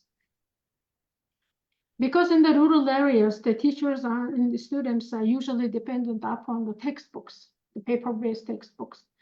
But if we provide them this kind of the online the resources, so, and we have seen a lot of changes. For example, in one of the difficulty we have been is in the senior secondary, upper secondary grade, and grade 10, 11, and 12, usually high school students, and they have the opportunity to select some of the subjects based on the career they would like to pursue in the next level of education. But because of the class size, because of the lack of teachers, many students can't use this opportunity. They can't choose the subjects based on their career, the future career. So that's why we established the kind of digital school. And this digital school is accessible, free, open to all the children in Mongolia. So this digital school nowadays is the largest school in Mongolia, over 15,000 students and almost 500 teachers. So students have drastically changed, and also they have the great opportunity to learn from the most qualified teachers in Mongolia. So this kind of expansion is not only promoting equal opportunity and inclusiveness in children's education, but also it's the great opportunity for teachers to learn, especially the remote and the remote schools. But during our experience promoting this kind of technology in education, we have learned some of the lessons. The first one is we really need to improve the connectivity of the schools. Because, and for example, in the higher school students, when they access the digital school, they need to space, comfortable space, and they need the equipment. They need the good quality, good speed connection. So we have last year we amended the education law, and we included some the funding kind of innovative schemes to improve this kind of situation of the schools. So like the renting and leasing and through the public-private partnership are very much efficiently used to improve the digital infrastructure of the remote school. So in these areas, we are kind of achieving the good results. And also, we pushed the local governments to supply all teachers and the students the smart devices. And because some of the areas, they have the development fund, local development funds. So these funds have been used to promote the equity and the inclusiveness of the digital transformation in education. And also we have the agreement with the affiliated companies, and that provides the internet connection to the schools. And the good thing is they are prioritizing the schools to improve the connection of the schools. These kind of changes are happening, and the good thing is the people's minds and attitude that the digital transformation is additional kind of supporting the pillar to improve the quality of the education, but it's not replacement. I would like to strongly note that. But we still have some of the difficulty. I think the many other countries, especially in the developing countries, have the similar barriers and the challenges in this area. The first one is we really need to specify the screen timing for the children, especially in the young children. For example, in primary grades, we introduced the kind of the mathematics learning platform, and we strictly limit the screen time for 40 minutes per week. So it should be followed and monitored by the school people. And also we installed that kind of application in all the devices in the schools and the teachers' notebooks, the tracking kind of application, and how many hours students or teachers have accessed the platform or the screen timing. So we have a kind of administrative unit, the controlling, the tracking, the students' accessibility of this kind of digital platform. So if there are too many, or if there's no less than 40 minutes, we usually communicate with the schools and local education departments. So this kind of, how should I say, regulation or framework and requirements are very important. And for example, when we purchase some of the smart devices from the commercials, we usually ask them to install this kind of tracking system, and also not to to have the kind of data security, child exposure to the inappropriate content. All these things needs to be limited in that the devices to be supplied to the children. So we are working on these areas, and also, and one of the difficulties that all these kind of digital platforms needs to be free and funded by the state budget. I strongly agree on this statement, and we already developed, I should say, initiated some of the funding new schemes for promote this statement. Thank you. Thank you, Oyuna. That is a very good example of how the government is really, really planned, funding and planned and really targeted. Where will it intervene? Where will it use education technology? And you have just pointed out that, yes, it will be used for teacher training. It will be used to give access to those in the remote areas, no? So thank you very much, Oyuna, for sharing that. Actually, the question number 2 is how to mainstream how can education technology be mainstream? But we have, you have answered. Good panelists, you ask one question and they answer two. So we will now jump to question number 3, because the first question is how to mobilize resources. The second question is how to mainstream education technology. Now we jump to number 3, to ask for your good practices on context-based and learner-centered approaches. And I will ask Ram to go first because he has to go to another meeting, the budget review of the Ministry of Education. So I will ask Ram first, then Prudence and Zara, and Oyuna if she has anything more to add, because what she has essentially shared is the good practice of Mongolia. Ram?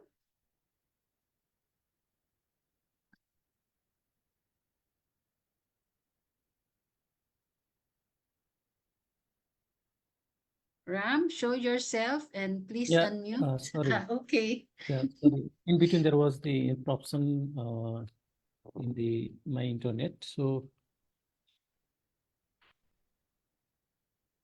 okay.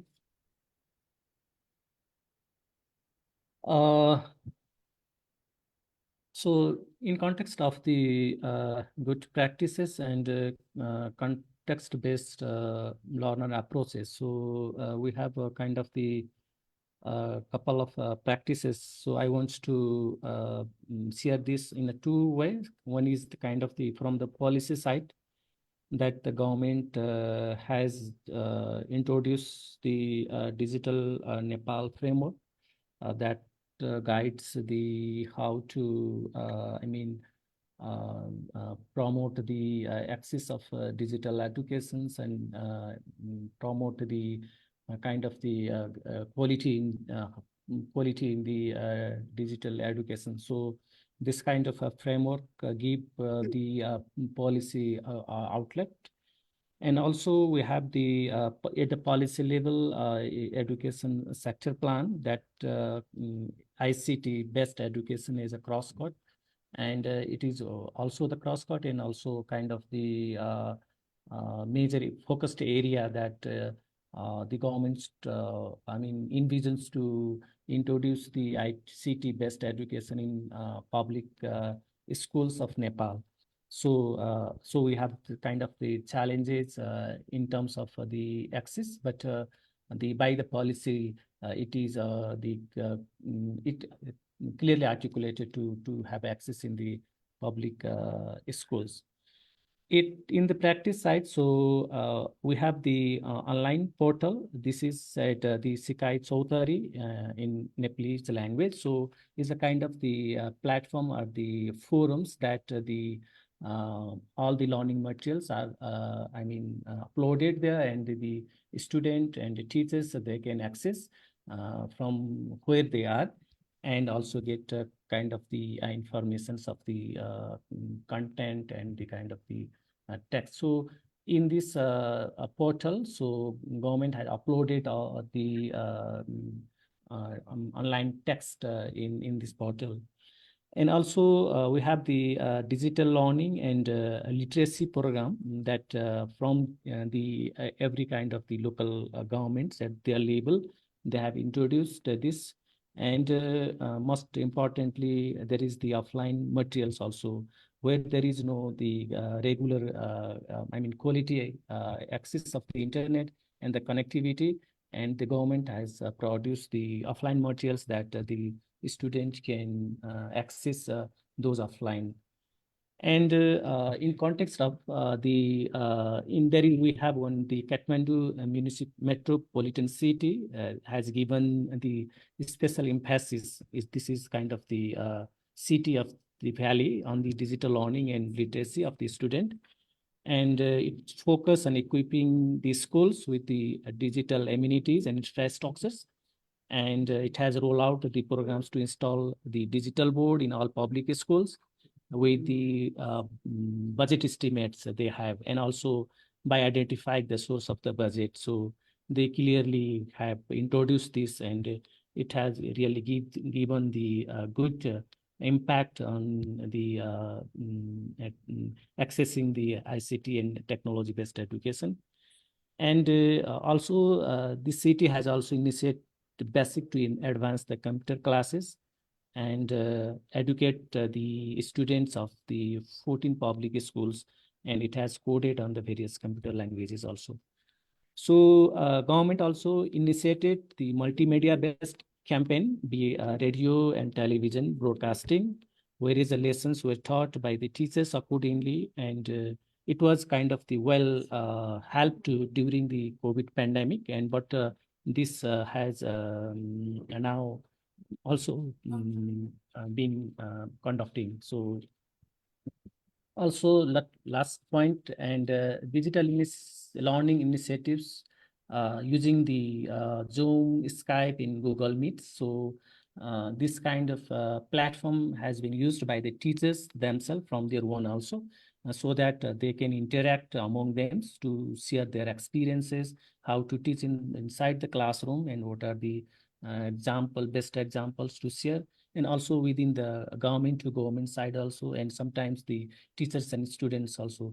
These platforms really helps us to promote the online learning also, and also WhatsApp groups, Viber groups, messengers groups. So among the student of the public schools and among the teachers also, and this also helps to promote the learning exchange inside the classroom and within the teachers' sites also.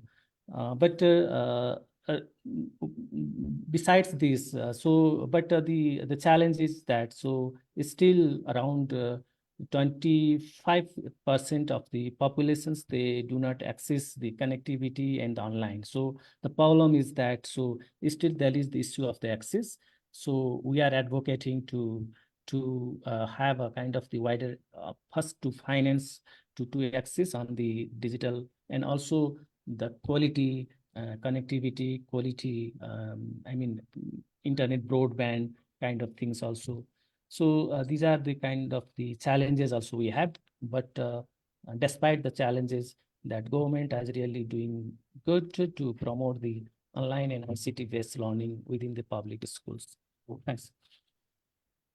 Thank you, Ram. Before you go, can you turn on your camera, and Miss Oyuna, please, so we can have a photo. Lee, please take our photo. All right, just keep smiling, guys. Okay, thank you so much. Okay, thank you, Ram. We have to let go of Ram because he has to join another meeting. Thank you, Ram. Now we will ask Prudence and Zara to share good practices from the Philippines and then from Pakistan. Prudence? Thank you, Maya. I would like to give credit to our government, particularly our Department of Education. It is because they have these programs supported by the different DepEd orders, DepEd Order 78 in 2010, which is the DepEd Computerization Program, DepEd Order number 50 in 2009, which is, of course, the DepEd Internet Connectivity Project. This may not be abrupt, but the last mile schools are already benefiting. So the last mile schools in the Philippines is, of course, those schools which are in the geographically isolated, disadvantaged, and conflict-affected areas. So they are now having a connection. Maybe it is not perfect, but at least the digital divide is already minimized. And then, of course, we are talking about the implementation of the flexible learning options. By flexible learning options, we are talking about the alternative delivery mode for the formal basic education and the alternative learning system. This too broke the marginalization among our learners. And so if I may add, we have the open high school, of course, and the Misosa and the other alternative delivery mode both are using the printed and the asynchronous delivery of education. And then, of course, talking about the ALS, we have the radio-based instruction. In fact, the Simeo Inotech already published 3 researches or case studies highlighting how the ADM is helping the children in conflict-affected areas, of course, in the rural areas, and the children in urban poverty.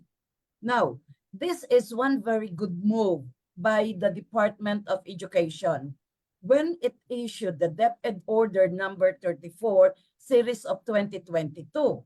Now, what is this all about? We are always talking about the marginalized children in the public school context. But in reality, even among the private schools, there are marginalized, and we call them, they cater.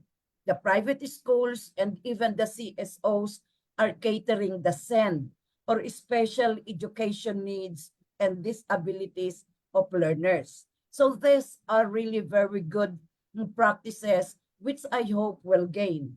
Now, talking about digital infrastructure, of course, because of the so-called the Republic Act on digitalization, and of course, those other legal policies, we are now slowly reaching out our marginalized children. And so with the SDG 4.1.1 and those other targets of the SDG 4, we are now using and reaching out the digital technology, even among the TechVoc schools. And of course, one notable practice that we are doing now in INET, as member of the INET, is of course our partnership with the higher education institution.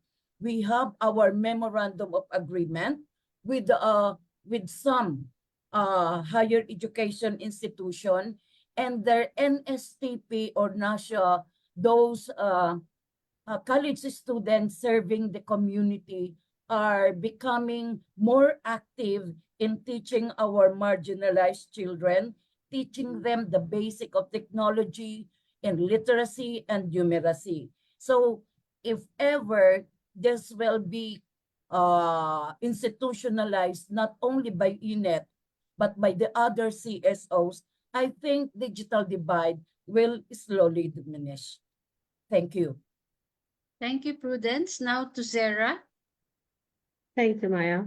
I think before talking about some of the key initiatives which are taken by the government, I think it's very important to reiterate that the baseline is school are very important. There is no substitute of the schools. The schools it's provide an environment to the learner where they actually talk to each other. They learn from the school environment, other co-curricular activities, and especially it will be very good for them to for the marginalized, especially the girls when they are going to school, they talk to their peers and they are kind of source of venting their emotional, and psychological issues, and they feel empowered through each other. So that's the kind of environment which you're talking, and this is not possible from the edtech and other AI technology to give that kind of environment while we're sitting across or in front of the laptop or any gadget. So coming back to what practices we are having in Pakistan, there are one virtual university which has been working since 2002, and that's they're broadcasting. There's a TV broadcast, internet to deliver courses to the students for all classes, and even the technical and vocational, some kind of skills they're providing. The another initiative is the Allama Iqbal Open University. It's a distance learning program where they started in 1974, and that give the opportunities to the children who are not, can't leave the school, homes or houses, including women, marginalized children, and all. Then after the COVID, between these periods, there are various piloting programs have been doing their work around this whole edtech technology. But during the COVID, it was the first ever national broadcast program is Tele School Broadcast, teaching and learning content on different subjects.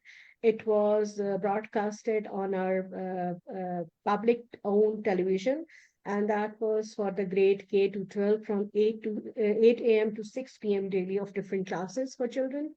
Then the provincial governments also adapted the innovative approaches, and then the Punjab Education Department has launched the Talim Ghan, a cable TV program, and online, and it is through the online digital app that called eLearn Punjab. And then the Sindh Education Department, they have started, they're partnered with one of the private organization. It's called Sabak, and it's a local content generation through videos and other things. And they engage the parents and teachers through different distance learning program. The issue is this, that the efficacy, quality, learning outcomes, all the problems. And then if you're talking, because we are talking about the marginalized children, all those programs are not able to cater the needs of the marginalized children, especially the children with disabilities, because then they need some kind of different, it's not possible that if the kid is not able to see or hear, then it's difficult for him, that all these kind of initiatives are somewhere no way of having any impact on it. And then the children who are actually getting something from it, how equipped and how skilled they are, how capable they are in doing some kind of in their own practical lives. And then how are they going to be productive in the economic and political and social context of the country? That's also a challenge. I think I just want to raise it. Thank you. Thank you, Zara. That was very good. And yes, you really reiterated that, yeah, you have to first solve the basic problems. And now over to Oyuna. Can I ask her to please share at least two initiatives of the government of Mongolia, which can be shared to the Asia Pacific region? Well, I already explained some of the good practices Mongolia has been implementing for the last few years. But in addition to that, the funding is very important, especially if you would like to expand the equity and inclusiveness of the education using the technology, because the technology and digitalization in the education sector, it's very costly.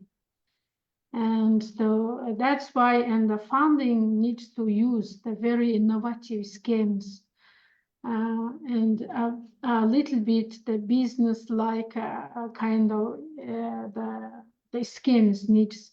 But the priority needs to be very much fixed and identified as free, open resource for all public schools. That should be the priority. So, and that's the first one. And second one is that we also need to work with the national, the organizations and the local administrative, the organizations, public and private organizations, to support the education and prioritize the education and make a contribution to reach all children in the country. So these two are very important, and these two areas also we are very actively working with. So I just want to mention these two initiatives. Thank you, Oyuna.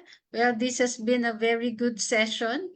First, we agree that the resources should come mainly from the government, and this should be targeted to the marginalized, but we are not averse, and we are open to partnerships with other entities like private corporations. I'm sorry, yes? Maya, because I forgot one of the very important thing, that in the variable cost for the school is one of the biggest resource for the school budget. So we included some of the parameters related to the digital, the platform in the variable cost. So it means all the students have the certain amount of the budget to access the digital content. So digital, this kind of technology aspect needs to be embedded in the school variable cost. That's also it's going to solve a lot of problems.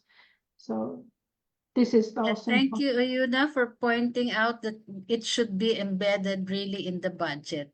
Now, the good practices, I noticed that these are really very small scale, yeah.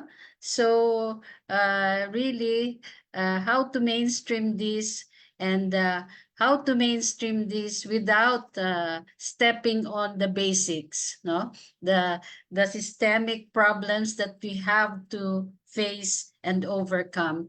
So thank you very much for the panelists. I think we don't have any more time for the Q&A. Please read the comment section. It's very interesting. Some more concerns have been raised. The issue of content, of course, the issue of academic freedom, and the issue of legislation. You know, the technology is evolving faster than legislation. And so therefore, in terms of regulation, the regulation is lagging behind. So thank you very much for the panelists. I would like to call now Enam to give us a summary of the points. Yeah, thank you, Maya. It was really a very exciting experience listening to diverse people from Roby to Grant, Rene, and the panel discussion and in between the question. I'd like to highlight some of the discussions or some of the critical issues.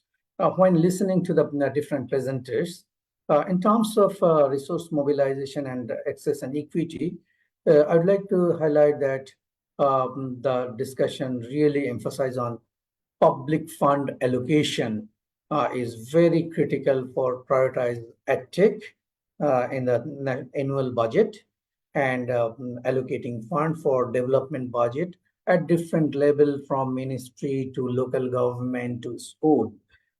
Then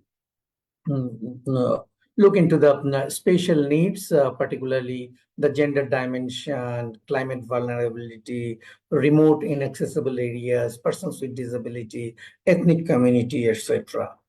We also discuss about public-private partnership.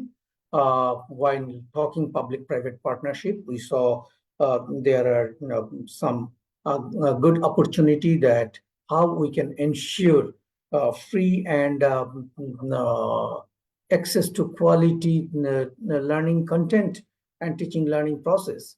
There are some commercialization trend where the free content are low quality and the high quality content are on payment basis, which may lead to the commercialization of education.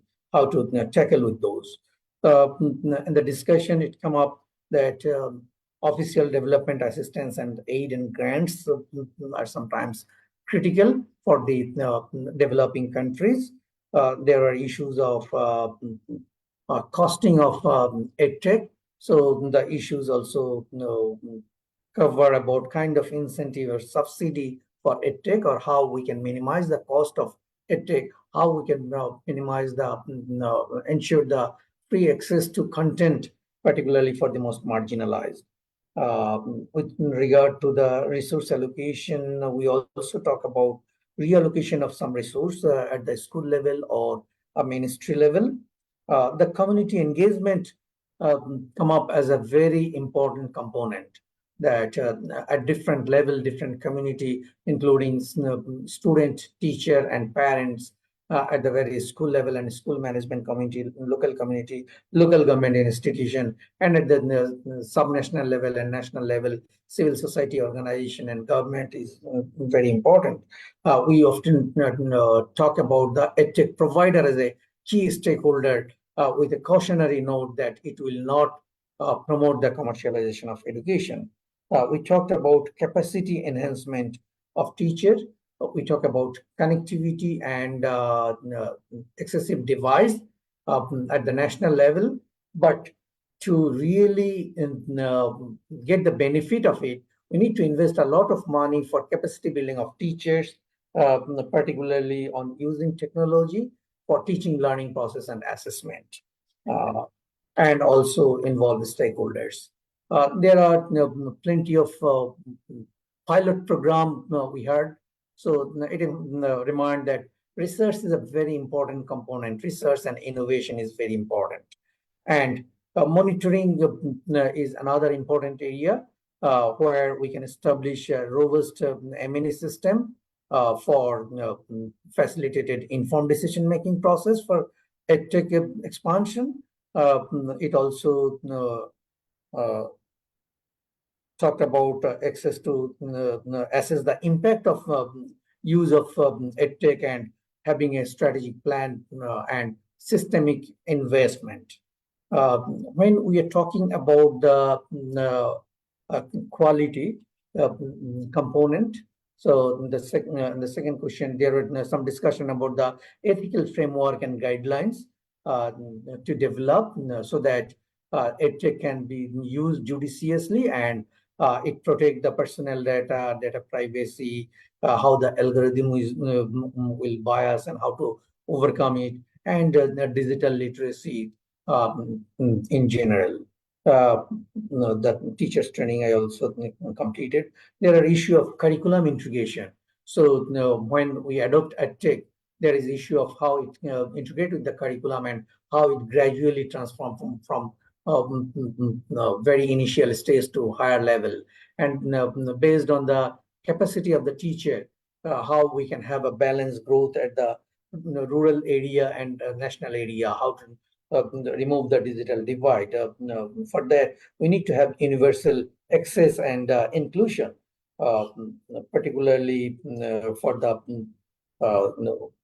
marginalized group and different excluded communities. Then the issue of flexibility and adaptability. We know all the schools and all center and periphery are not in the same pace. We have aspiration that all the children will learn from the best teacher in the school, in the country. So EdTech can provide that, but that need some kind of leverage, how we can adopt it. And as well as there are many children dropping out from the mainstream. We need to have alternative education system for them. And we also talked about lifelong learning. So how we can introduce flexible and adaptive tech solution for all those. We have learned about a number of good practices from different countries, including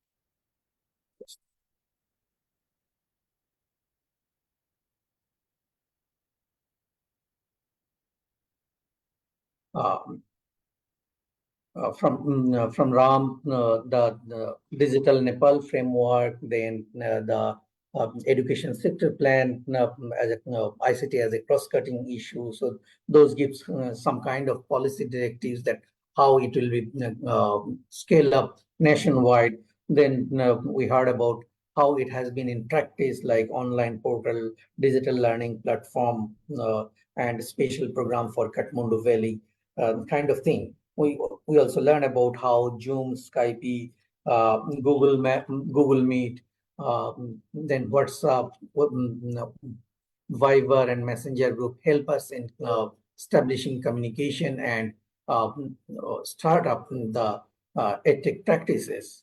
We have learned some challenges as well in these and how government can improve it. With regard to the Philippines, we learn about the government directives, some special directives before the pandemic, much earlier from the pandemic, and then some specific intervention of the government to allow some kind of special program like ADM and ALS for breaking down the barriers for reaching the marginalized, how the private schools have been incorporating the new modalities, and how government has introduced new modalities for SDG 4.1.1 and special program for persons with disabilities. From Zahira, we learned some specific intervention in um, uh, Pakistan. She emphasized on developing a baseline from where we are starting and gradually monitor them how we are progressing. She also emphasized that creating a congenial learning environment that also include edtech and face-to-face, where emotional and psychosocial involvement is critical. She also referred some innovative program by Balochistan and Punjab, including a TV broadcast, then Allama Iqbal University initiative, and during COVID, they long telecast how the education and emergency has been responded. And from Mongolia, we are very happy that one of the government officials was talking, and we find it is not a government official; she's a civil society representative sometimes. So that kind of approach actually highly appreciated, and we feel like there is no division. And thanks, Yuna. You have shared a lot of experience in different part. And finally, you emphasize that edtech is very costly, and some business-like model is required, where we need to ensure free access to most marginalized. I would like to highlight this, that how government can think about, okay, developing a business model, but it will ensure free access to all, particularly the marginalized. And you also emphasize another issue, that there are variable costs in carrying out the EdTech initiative. Those variable costs could be incorporated in the school budget. We know in every country we have a school level budget and local government budget and subnational budget. We need to have some kind of integrated program so that collectively we can overcome the situation, and we can now get benefit of the fourth industrial revolution. So fourth industrial revolution will need a new set of skills, and expansion of edtech will give a mileage for the most marginalized to catch up with the mainstream and enter into the highway of fourth industrial revolution and acquire required skills for learning and for school to work transition. With that, I would like to thank you all for listening me for long. Thank you. Thank you, Enam, for that comprehensive summary. Now we've come to the end of our webinar, and we'd like to thank all our speakers, Robbie Guevara, Grant Casuanhete, Rene Raya, Mark West, our panelists, Oyuna Purevdori, Ram Gaire, Zera Arshad, and Prudence Sanoy. And of course, my colleagues, Enam Hoke for summarizing, Lei for facilitating, and we'd like to thank all the participants and our technical support, JM.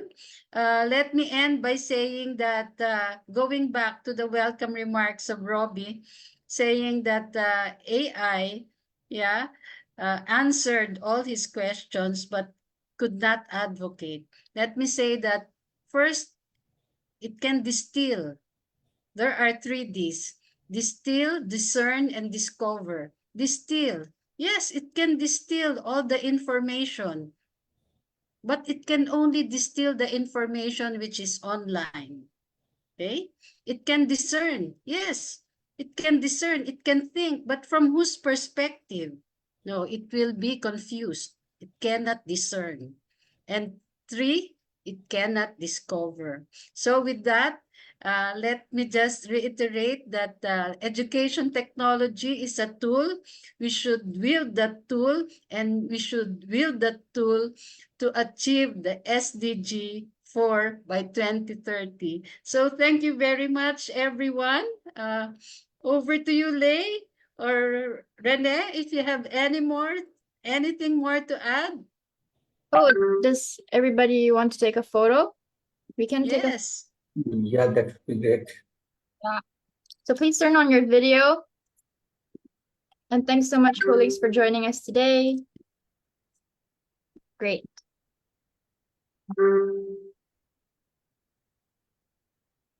Okay. So if you could just keep smiling, very happy to see familiar faces. Okay, one more. Great. Okay, thank you so much, everybody. Bye-bye. We Rest of are the day. all Thank you burning very here. much. It's so hot. Bye-bye. We miss the Thank cold you, places. everybody. You. Maraming salamat. Bye Thank you bye. so much for this very enlightening learning session. Oh, Thank thank you you. so much. Salamat po. Bye-bye to all the core youth participants. Thank you for all the NECs for participating, and Yeah. from all those from other regions. Thank you.